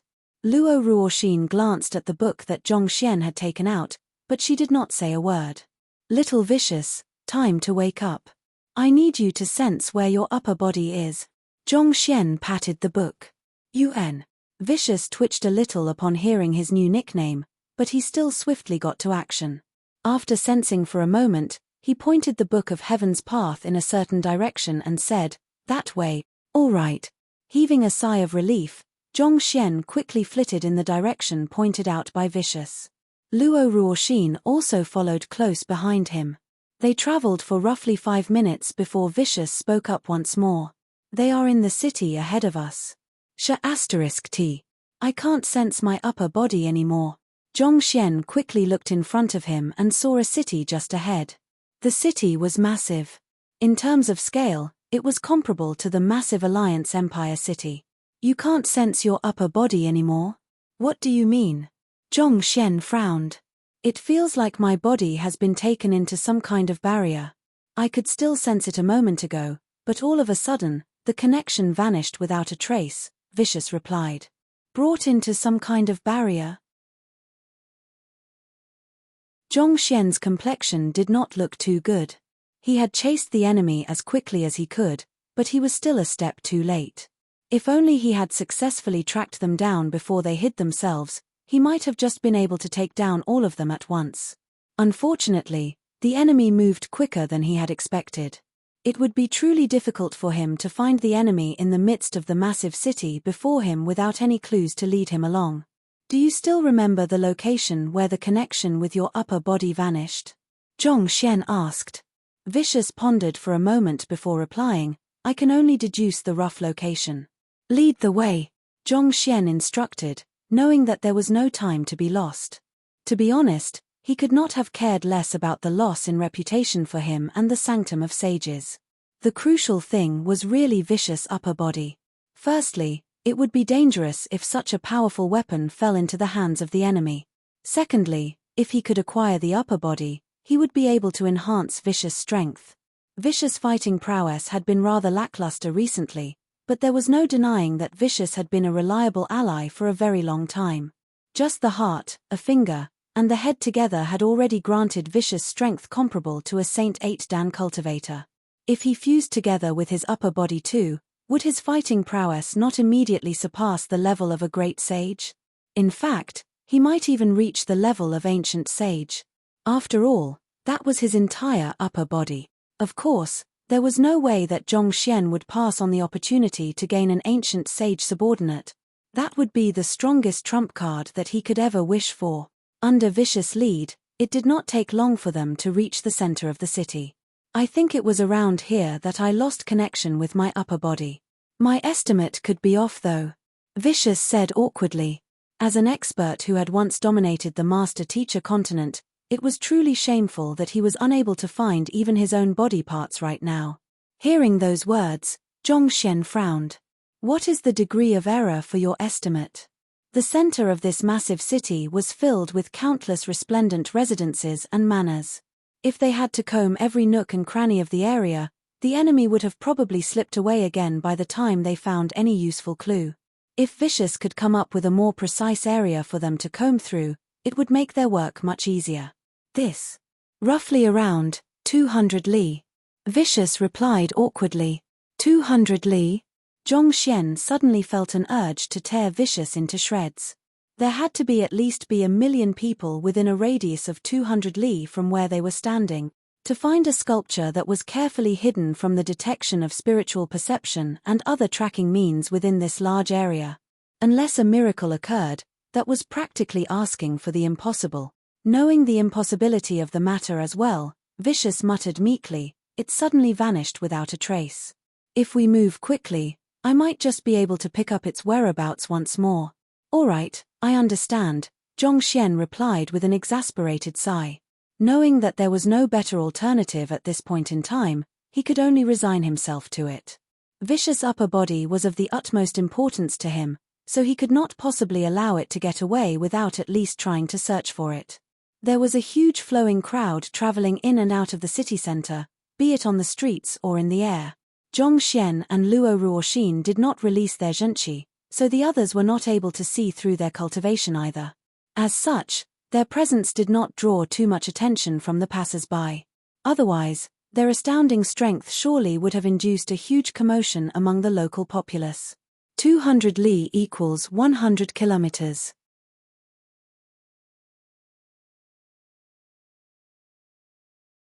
Chapter 1624 The Harvest Valley City Seer Guild. This should be Harvest Valley City. Located near a mountain, it enjoys the weather of eternal spring. It's the city that boasts the greatest agricultural produce within a radius of several 100,000 li. Most of the food supply in the Sanctum of Sages originates from here. It did not take Zhongxian long to verify their current location. Back when he was still in the Sanctum of Sages, he had browsed through quite a couple of books regarding geography. By roughly gauging the direction and distance that he had traveled from the Sanctum of Sages, he could easily deduce his current location. With a swift scan of his surroundings, Zhongxian shook his head. It won't do to search around aimlessly like this. Let me try using the Library of Heaven's Path to verify the location. With such a thought in mind, he flicked his wrist and took out an empty book. He drew out the streets around him and wrote Sage Kuei's sculpture is in this direction. He touched the book lightly, and the Library of Heaven's Path jolted. However, a book was not compiled. It didn't work again. What's going on? Zhongxian's complexion turned awful. Just what in the world was happening to the Library of Heaven's Path? It had never failed him in the past, but nowadays, it was malfunctioning more frequently than ever, as if an old machine sputtering to its death. Was it really in an urgent need of an upgrade? Well, he had indeed been using it for more than a year now. Perhaps, it was starting to lag behind his current power level, especially with how fast he had been growing stronger. No, that's not right. The Library of Heaven's Path shouldn't have failed under normal circumstances. A thought suddenly arose in Zhongxian's mind. Unless, the sculpture is placed in a location concealed from even the view of the heavens. The previous few times that the Library of Heaven's Path had malfunctioned was probably because the individuals that he had sought to check possessed the discarnate constitution of divination, just like him and Luo Ruoxin. However, there were other means to bypass the Library of Heaven's Path as well. For example, the culprits at White Creek Mountain had resorted to some unique means that would not only conceal their trail from the eye of insight but also the prying gazes of seers. The situation that Zhongxian was facing at the moment was rather similar to the latter. Was it possible that some kind of unique means had been cast upon Sage Kuei's sculpture in order to prevent anyone from divining its whereabouts? If that's the case, there's only one possibility. A sharp glint flashed across Zhongxian's eyes as he quickly scanned his surroundings. He walked up to a nearby cultivator and clasped his fist. This friend over here, may I ask where the Seer Guild of the Harvest Valley City is located? Seer Guild. It's over in that direction, roughly a 4-li building. It's shaped like a tortoise, so you don't have to worry about missing it. The cultivator was a middle-aged man who appeared to be in his mid-40s. He responded to Zhongxian's question amicably. Many thanks. Zhongxian clasped his fist once more. He beckoned Luo Ruoxin with a wave of his hand before flying in the direction that the middle-aged man had pointed out. Are you suspecting that a seer from the Harvest Valley City is colluding with the culprits in order to prevent other seers from divining the location of Sage Kuei's sculpture? Luo Ruoxin swiftly grasped Zhongxian's train of thought. A normal isolation barrier might be able to prevent ordinary cultivators from tracking it, but it wouldn't be able to stop the divination of the seers. To be absolutely safe, the culprits would have to engage the help of a seer to conceal it from the view of the heavens too. Zhongxian said with a nod. Indeed. I think you are on the right track. Luo Ruoxin nodded in agreement. While the current Sanctum of Sages did not have too many experts, it still had a 9-star seer working in its service, Master Feng. If he divined the location of the sculpture, there was a good chance that he could fathom its rough location after a couple of tries. So, if the culprits wanted to make a perfect getaway, they would have to use some kind of anti-divination technique on the sculpture. In all of Harvest Valley City, there was only one group of people who were able to achieve that feat so quickly: the seers from the Seer Guild. Traveling ahead, it did not take long for the two of them to arrive before a tortoise-shaped building. There were some mysterious patterns inscribed on the surface of the building, and they seemed to wield some kind of inconceivable power that prevented even one's spiritual perception from seeping in. "We'll know whether we have gotten the right place or not once we get in," Zhong Xian thought as he walked up to the entrance of the tortoise-shaped building. At this moment, however, a young man walked out and blocked his path. "Please halt your footsteps. Our Harvest Valley City Seer Guild doesn't welcome any visitors. I am Zhong Xian, the head of the Sanctum of Sages. We have just lost a precious artifact, and I have specially made a trip here in the hope of engaging the help of your guild leader to help us divine its whereabout," Zhong Xian said as he flicked his wrist and revealed his substitute Sanctum head token. "You are the head of the Sanctum of Sages?" Startled by the high standing of the guest before him, the young man quickly clasped his fist politely and said, "Elder, please hold on for a moment. I'll report your arrival to our guild leader right away." After saying those words, the young man hurriedly rushed back into the tortoise-shaped building. Roughly 3 minutes later, a black-haired elder walked out along with the young man. "Pardon me for my lacking welcome, I was unaware of your arrival, Sanctum Head Zhong. Please, come in." The elder appeared to be in his 60s, and his cultivation was at St. 8 Dan Pinnacle. Wearing the long robe of the Seer Guild, his appearance gave the impression of an enlightened expert. "I'll be imposing on you then. To be honest, I have come with a request that I will need to trouble you with." Zhong Xian clasped his fist politely. "Sanctum Head Zhong, you are too courteous. You must be unaware of how resounding your reputation is these days. I never thought that our guild would have the honor of hosting you. Please, this way," the elder said as he led the way forward. Soon, they arrived in a room. As soon as they walked in, a slight frown appeared between Luo Ruoxin's brows. She quickly sent a telepathic message over. "Zhong Xian, be careful." "What's wrong?" Zhong Xian replied discreetly. "Did you notice something?" This was the first time that Luo Ruoxin had sent him a telepathic message asking him to be careful. It seemed like there was really something wrong with this Seer Guild. Luo Ruoxin appeared to want to say something, but she seemed to change her mind at the last moment.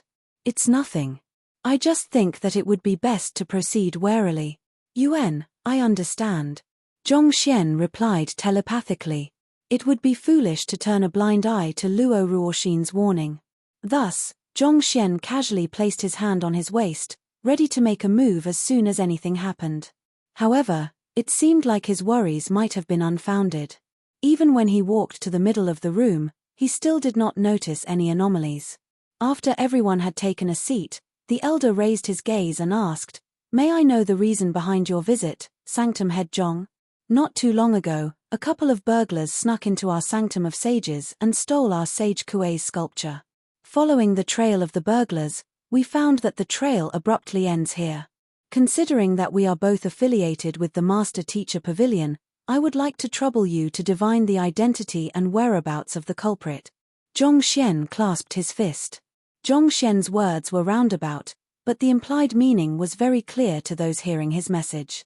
He was effectively saying, "My item disappeared in your territory. If you can't divine the identity and the whereabouts of the culprits, I'm afraid that I'll have to doubt you." "The trail of the burglars ends here?" A displeased frown appeared on the elder's face. "Sanctum Head Zhong, are you suspecting our Seer Guild of hiding the burglars and the stolen possession of the Sanctum of Sages? The burglars who have stolen Sage Kuei's sculpture are all otherworldly demons. However, they were able to conceal themselves perfectly, such that even my eye of insight is rendered helpless before their means. On top of that, our seers are unable to divine the whereabouts of the burglars or our missing possession. I'd hate to accuse you, but I'm afraid that I can't turn a blind eye to the evidence lying before me." Zhong Xian replied calmly. "The loss of our possession is a small matter, but the involvement of the otherworldly demons in the burglary is a cause for concern.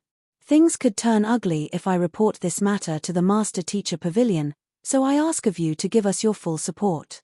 This is the best way to cleanse your seer guild of suspicion. Sanctum Head Zhong, I respect you as the head of the Sanctum of Sages and the Zhong clan, and it's out of goodwill that I welcomed you into our seer guild.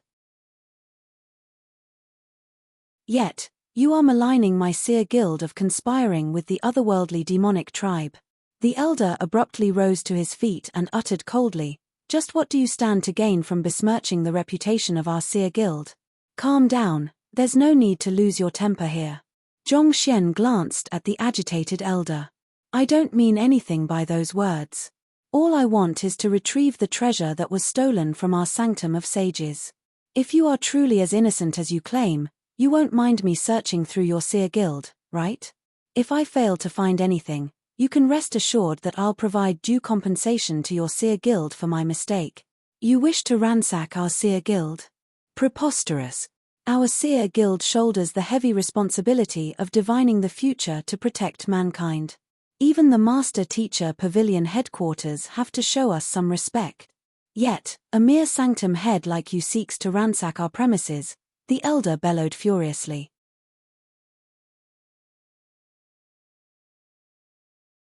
Chapter 1625 Falling Out with the Seer Guild. Seer was one of the many unique occupations in the world, but due to its unique capabilities, it was held in high regard in the Master Teacher continent. Not even the Master Teacher Pavilion would dare to exert pressure on them easily. It was one thing for the young man to accuse their seer guild of colluding with the otherworldly demonic tribe without ample evidence on hand, but to think that he would make a brazen request to ransack their premises too. This was intolerable. I don't deny that I am unqualified to request a search on your seer guild, but this matter concerns not only a treasure of the Sanctum of Sages but the otherworldly demonic tribe as well. It might just be an unfortunate coincidence, but the trail of the burglars happens to end in the vicinity of your seer guild. With the safety of mankind at stake, I'm afraid that I have no choice but to do this. I hope that you can understand my position, Zhong Xian said. Seers usually avoid getting involved in worldly affairs, so I believe you would be reluctant to get into an unnecessary conflict. Regardless of whether I report this matter to the Master Teacher Pavilion headquarters or the Seer Guild headquarters, you will have a great deal of explaining to do. That wouldn't be desirable to you, right? Are you threatening me? The elder growled coldly as he clenched his fists tightly. Threaten? I am the head of the Sanctum of Sages. I would never stoop to something as low as that. However, if there is evidence to suggest that otherworldly demons who have stolen Sage Kuei's sculpture have slipped into the Seer Guild, for the safety of mankind, I believe that no one will question my judgment for demanding a search on your Seer Guild. Zhong Xian replied coolly. Ha! What amazing pomposity this is from the head of the Sanctum of Sages. Before the elder could even respond, a cold harumph sounded from the distance. Following which, two old men walked in from the side doors. Upon seeing the two old men, Zhong Xian's eyes narrowed warily. To his astonishment, he was unable to see through the cultivation of those two old men. Considering how he was currently at St. Nine Dan Pinnacle, the fact that he was unable to see through their cultivation meant that they were at great sage at the very minimum. St. 8 Dan Pinnacle should have been the limit for a city at the level of Harvest Valley City, so for two great sage cultivators to appear here simultaneously, if it was just a guess from Zhong Xian's part before, the appearance of the two old men had him convinced that something was indeed amiss in this Seer Guild. I beg your pardon if I have made you feel that way. May I know who the two of you are? I am currently addressing the leader of the Harvest Valley City Seer Guild, so I must ask the two of you to not insolently interject into our conversation and learn to hold your tongue. Zhong Xian replied imposingly. If they were great sage cultivators from other guilds, he might still hesitate a little before going up against them. But since they were seers, all it would take was a mere thought for him to teach them a lesson. They could not even be considered a threat at all. I am the vice head of the Seer Guild headquarters, Qi Zhan. The person beside me is Elder Mo Qin. The old man who had spoken earlier flung his sleeves and harumphed coldly. There's no way there could be any otherworldly demons here, and the so-called treasure of your Sanctum of Sages isn't here either. Are you satisfied now? Unfortunately, no, Zhong Xian replied coldly as he stood up and placed his hands behind his back. With an unwavering tone, he continued. Unless you allow me to search through the Harvest Valley City Seer Guild, I won't be leaving here today. You. Not expecting the young man to say such words despite having revealed his identity as the vice head of the Seer Guild headquarters, Qizhen narrowed his eyes furiously. He lifted his hand, seemingly preparing to make a move, but his movements suddenly paused for a moment. It appeared as if someone was talking telepathically to him. The next moment, he suppressed his rage and flung his sleeves back furiously once more. Very well. You can search the premises. However, I'll only give you 3 minutes to do so. At the end of the 3 minutes, regardless of whether you have found what you are searching for or not, I'll have to ask you to leave. We still have an important ritual that we have to carry out. If we miss the right moment to make the divination, not even your Sanctum of Sages will be able to bear the consequences.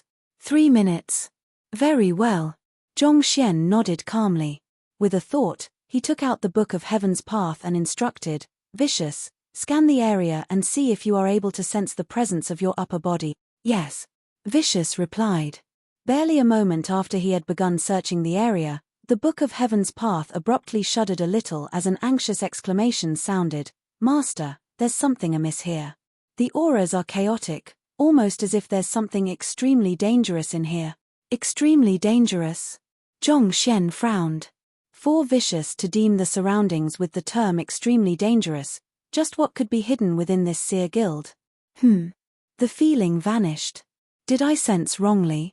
My instincts seem to have lost their sensitivity after suffering a sharp decline in my cultivation, Vicious remarked doubtfully. He was certain that he had sensed something earlier, but the feeling had vanished without a trace in an instant. While he still harbored some doubts, he could not discount the possibility that he might have made a mistake. His body still was not incomplete yet, so it was inevitable that his senses would be a little jumbled up from time to time. "I see. Don't bother about the chaotic auras for the time being and check if your upper body is around here," Zhongxian instructed sternly. It was just earlier that Luo Ruoxin had given him a warning, and now, Vicious was saying something similar. This was making him feel a little unnerved on the inside. Nevertheless, he could not back down at this point. The culprits could very well be the same as the ones who had kidnapped Zhao Ya and his other students, so he could not afford to lose this lead. Not to mention, Vicious' upper body was also of the utmost importance to him too. "I understand," Vicious replied. He quickly cast aside the miscellaneous thoughts in his mind and did a rough sensing of the area. A moment later, he exclaimed, "Master, I can sense it. My upper body is indeed here. However what?" Zhongxian was delighted to hear that they had managed to find the correct place, but this fact only introduced more doubts. For the Seer Guild to collude together with the otherworldly demonic tribe to steal Sage Kuei's sculpture, just what were they intending to achieve? "There's a peculiar aura shrouding my upper body. Previously, Sage Kuei's sculpture was suppressing my upper body, so I couldn't sense it clearly. However, I can sense the presence of my upper body very distinctly now. It feels like they have destroyed the sculpture," Vicious replied. "Destroyed the sculpture?" It seems like they have indeed stolen Sage Kuei's sculpture for Vicious' upper body. Zhongxian fell into deep thought. If it had just been a guess before, it was apparent to him right now that the main goal of the culprits was indeed Vicious' upper body. Furthermore, it seemed too much of a coincidence for the vice head and an elder of the Seer Guild headquarters to visit a relatively remote branch together, especially at this point in time. From the looks of it, there was a good chance that a huge number of the higher-ranking seers were colluding with the otherworldly demons. Of course, that would still require further verification, but it would be best for him to assume the worst-case scenario until then. "Where is your upper body at the moment?" Zhongxian asked. "It's currently at the back of this room," Vicious replied. "Got it." Zhongxian nodded as he turned his gaze over. At the back of the room was a massive door, pitch black in color. He tried to extend his spiritual perception to sense what was beyond the door, but it seemed like some kind of isolation barrier had been cast over it to prevent any nosy individuals from snooping around. Thus, he made his way over with the intention of taking a closer examination. However, it was at this moment that Qizhen's voice sounded once more. "All right, 3 minutes are up. Sanctum Head Zhong, I'll have to ask you to leave right now. Leave? Zhong Xian scoffed contemptuously. I have just confirmed that the missing treasure of our Sanctum of Sages is located behind this door, but you seem to be in a rush to chase me away. I really can't help but wonder what your intentions are. Qi Zhen's pupils dilated a little upon hearing those words, but he quickly concealed it with a cold harumph. You said that you can just confirmed that your missing treasure is behind this door? How can you be certain of that? Just like how your Seer Guild has the ability to uncover vital information through divination, our Sanctum of Sages has our own ways to tracking down our possessions. If I can't even locate the whereabouts of our stolen treasures, wouldn't I be a failure of a Sanctum Head? Zhong Xian replied coldly. Sanctum Head Zhong, I understand that you are anxious to find the treasures of your Sanctum of Sages, but making false accusations like that won't get you anywhere. Our Seer Guild has an important ritual that we have to conduct right now, and we don't have any time to waste arguing with you. I'll have to ask you to leave right now, or else don't blame us for getting nasty, Qi Zhen said with a majestic wave of his hands. Getting nasty? Are you still intending to make a move on me? Zhong Xian narrowed his eyes threateningly. Who would have thought that the Seer Guild would actually be so brazen? It was one thing for them to collude with the otherworldly demonic tribe to steal Sage Kuei's sculpture, but to think that they would even dare to threaten him, the head of the Sanctum of Sage. We don't wish for it to come to that. However, if you continue making a scene, I'm afraid that we'll have no choice but to forcefully evict you. Qi Zhen replied coldly as a belligerent aura burst forth from his body, rising straight into the heavens. He was a great Sage 2 Dan Aureate body realm expert. While he might have been lacking in comparison to Sword Saint Xing, the prowess that he wielded was more than enough to deal with a Saint 9 Dan pinnacle cultivator like him. Voila! Seeing that Qi Zhen was intending to make a move, Zhong Xian's hands moved for the Dragonbone Divine Spear wrapped around his waist, prepared to retaliate should the other party make any move of aggression. However, an explosion suddenly erupted at that moment, and the tortoise-shell-shaped roof burst open. A figure charged in from the opened roof. Wu Chen.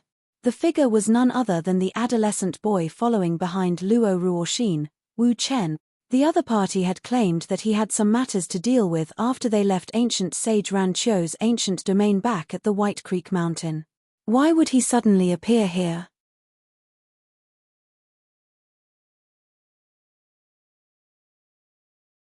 Chapter 1626 A Book to Crush an Ancient Sage, Attack. In Zhong Xian's brief days, Qi Zhen released a deafening bellow. Together with the elder of the Seer Guild headquarters, Mo Qin, he charged right for Wu Chen in the air. Humph! Wu Chen harumphed disdainfully as he thrust his palm downward in retaliation. Catcher! The surrounding space froze. Before Qi Zhen and Mo Qin could even react, they were already struck squarely on their chest, causing them to fall heavily onto the ground as blood spurted forth from their mouths wildly. Despite being great Sage 2 Dan experts, they were still far too lacking in comparison to Wu Chen. TSS La. Wu Chen did not seem to have noticed Zhong Xian and Luo Ruoxin's presence. After knocking down the two old men, he thrust his palm once more toward the room at the back, where Vicious Upper Body was supposedly located. The space around the room at the back immediately collapsed, causing the ceiling to be destroyed. Woo! At that moment, a brush flew forth from the sinking ceiling and struck the collapsed space above. Following which, a sharp sound echoed in the air and spatial ripples diffused into the surroundings. It's those 4 otherworldly demons. Zhong Xian narrowed his eyes in astonishment. That brush that had just flown forth was extremely familiar to him. It was one of the artifacts of the 4 otherworldly demons that he had met in ancient Sage Ranqiu's ancient domain. He had not thought that he would meet them here once more. It seemed like after separating from them, Wu Chen had somehow managed to track them down here. I should make a move, too. Zhong Xian thought. He grabbed the belt wrapped around his waist and whipped out the Dragonbone Divine Spear. After which, he darted toward the sky. Ding ding ding ding. After a few metallic clangs, Zhong Xian was forced to retreat with a pale face. Without igniting Kong Shi's blood droplet, he was simply no match for those 4 young men. Voila! While Zhong Xian was being forced back, A ferocious bellow reverberated from beneath. The scholarly young man charged forth from his hiding place, and with a flick of his wrist, a long sword materialized in his hand. With the support of the demonic tune and the brush, he launched a decisive assault toward Wu Chen. A furious barrage of sword chi filled the sky above the Seer Guild. One could not help but feel blinded by the dense congregation of sword chi, almost as if the sword was the only existence in the world. As the surrounding air moaned under the intense pressure from the barrage of sword chi, black dimension rifts were forcefully ripped open all around. The scholarly young man had used his full strength right from the start. Even compared to the time when Zhongxian had clashed with him in ancient sage Ran Qiu's ancient domain, he seemed to be significantly stronger than before. But as powerful as the scholarly young man was, Wu Chen was even stronger. Humph! Wu Chen harumphed coldly. Without the slightest hint of panic, he thrust his palm downward once more. The black dimension rifts scattered around began repairing at a visible pace, and the seemingly indomitable scholarly young man suddenly froze in the air with his sword. Shockingly, he was actually unable to press forward at all. What formidable prowess! Zhongxian complimented with widened eyes. He truly did not expect Wu Chen to be so powerful. Even if he had ignited Kong Shi's blood droplet, it was unlikely that he would have been able to cope with the offense of the scholarly young man any better than Wu Chen. Hula! Another explosion sounded within the Seer Guild beneath, and several more figures charged toward Wu Chen. Along with the appearance of those figures, blood-curdling killing intent settled into the surrounding air, leaving one feeling as if one had plunged into the midst of a harsh battlefield. They are all otherworldly demons. Zhongxian's body stiffened in astonishment.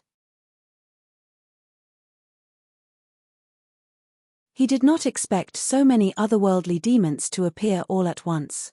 Furthermore, they did not even make any attempt to conceal themselves. No, it's because this is the Seer Guild. Not only will it conceal their auras, it will also conceal them from the peering eyes of the heavens. Naturally, there's no need for them to conceal their identities at all. Zhongxian nodded in realization. Back when they were still at ancient sage Ran Qiu's ancient domain, they still had to disguise themselves a little. Otherwise, if the prime amulet had figured out their true identity and attempted to suppress them, they could have faced serious problems. On the other hand, as long as they ensured that no survivors walked out of the Seer Guild alive, no one would be any wiser about their true identity. Activate! Knowing that any hesitation at this moment could very well cost their lives, Zhongxian immediately ignited the final droplet of Kong Shi's blood. It was his greatest trump card, which was why he was a little reluctant to use it. However, he knew that if he did not make a move right now and Wu Chen fell victim to them, he and Luo Ruoxin could very well be next. Hong Long Long. As soon as Kong Shi's blood droplet was ignited, Zhongxian immediately felt overwhelming strength wrapping around his body, bringing his fighting prowess to a whole new level. Wielding the Dragonbone Divine Spear in hand, he charged toward the closest otherworldly demon to him. Die! Without any hesitation, he pushed his spear right for the otherworldly demon's vitals. It was due to his hesitation that those 4 young men had escaped the previous time. This time, he would not allow history to repeat itself. Roar! Caught off guard by the sudden emergence of such a powerful foe, the otherworldly demon had no choice but to forcefully twist his body and divert his attack on Wu Chen to defending against Zhongxian. An air of malicious intent rushed toward Zhongxian, and the otherworldly demon swiftly swept its claw toward him. Whoosh! But given Zhongxian's current prowess, how could he possibly allow the otherworldly demon to do as he pleased? He swiftly adjusted the trajectory of his spear to pierce right through the otherworldly demon's claw before thrusting right into the depths of the latter's heart. While his spear was still lodged into the otherworldly demon's body, he forcefully jolted it around. PSH. The next instant, the otherworldly demon's body exploded, collapsing into a lump of meat. Just like that, a great sage 4-dan sempiternal realm expert met his end. Roar! Roar! Roar! Seeing their companions losing his life in the blink of an eye, the remaining otherworldly demons were visibly stunned for an instant. Perhaps out of realization that Zhongxian posed the greatest threat to them, a handful of them immediately changed their target and focused their assault on him. Humph! With narrowed eyes, Zhongxian flicked his spear with a single hand. It warped into a majestic dragon and charged for the closest otherworldly demon to it. At the same time, he snapped his finger lightly with his other free hand. Freeze. Voila. As if the surrounding space had been frozen solid, everything around the Seer Guild suddenly halted. The assailing otherworldly demons did not expect Zhongxian to possess such a technique. As soon as they realized that they were outmatched, they immediately tried to turn around and flee, but it was already too late. The space around them was sealed, and they could not move an inch anymore. Catcher. The spear pierced right through the head of the closest otherworldly demon. It was instantaneous death. However, due to the frozen space, its body continued floating quietly in the air eerily. With 2 otherworldly demons slain, the burden on Wu Chen lessened considerably. He launched 2 consecutive palm strikes, sending the scholarly young man flying with the first and destroying the zither of the fragile young man with the second. Wang. At this moment, a skeletal structure of an upper body rose into the air. It was hard to determine what kind of material the upper body was made of, but the ribcage had a crystal-clear transparency to it, reminiscent of top-quality jade. Instead of overpowering killing intent, it had an academic air to it. "Master, it's my upper body," Vicious exclaimed anxiously. "It's finally out." Seeing that Vicious' upper body was indeed here, Zhongxian's eyes lit up. Without any hesitation, he flicked his wrist, and the Book of Heaven's path flew right toward the upper body. Hula! It took barely an instant for the Book of Heaven's path to seal the upper body within it. It had been much more troublesome with Vicious' head and finger because they already possessed independent thought. On the other hand, the many years of suppression under Sage Kuei within the Sanctum of Sages had completely purified Vicious' upper body, removing any hint of consciousness from it. As such, it did not take much effort for the Book of Heaven's path to seal it. Witnessing this scene, Wu Chen's eyebrows shot up in astonishment. "Ha ha ha, I am going to make a breakthrough. Master, I'm going into hibernation. You must take care of yourself." Vicious roared with laughter, and slowly, his voice faded away. Hula! Zhongxian could feel Vicious' consciousness falling into a deep slumber. It was probably the same as many times before. Assimilating his upper body was probably a highly exhausting activity that required him to go into hibernation. He should be able to make a breakthrough to Great Sage once it awakes once more. Zhongxian heaved a sigh inwardly. While all this was being done, his body had not been slacking around. He decisively drove his spear into the body of another otherworldly demon, intending to kill him as well. However, at that moment, a devastating aura suddenly gushed forth from the Seer Guild, and it rose right into the clouds. This aura was so ridiculously powerful that it felt almost as if it could even flip the heavens upside down. Could this be an ancient sage? Zhongxian narrowed his eyes in shock.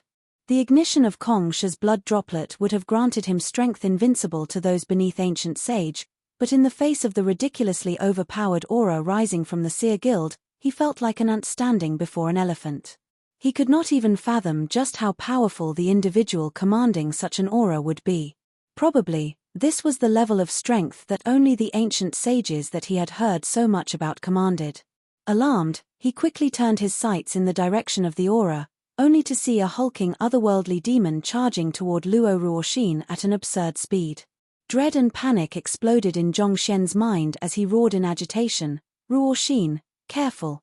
If the ancient sage otherworldly demon really got to Luo Ruoxin, she would die without the slightest hint of doubt. Who could have known that an ancient sage would actually be hiding in the Seer Guild? And he was an otherworldly demon at that. Just what in the world could the otherworldly demonic tribe be planning? Damn it! Damn it! No." Zhongxian could not tell if it was a scream in his mind or one that he had actually voiced out, but his entire existence was telling him that he could not allow whatever was going to happen. Who? A book flew forth from his glabella. Pada. It descended right upon on the ancient sage otherworldly demon charging toward Luo Ruoxin. What? Paji. With a horrified look on his face, the ancient sage otherworldly demon was smashed right into the ground, breathing his last breath. Even at the moment of his death, he probably could not have imagined that someone as powerful as him would actually meet his end under the weight of a book. You're tuning in to the Celestial War YouTube channel. Don't forget to subscribe and join us on this journey to catch the most captivating stories.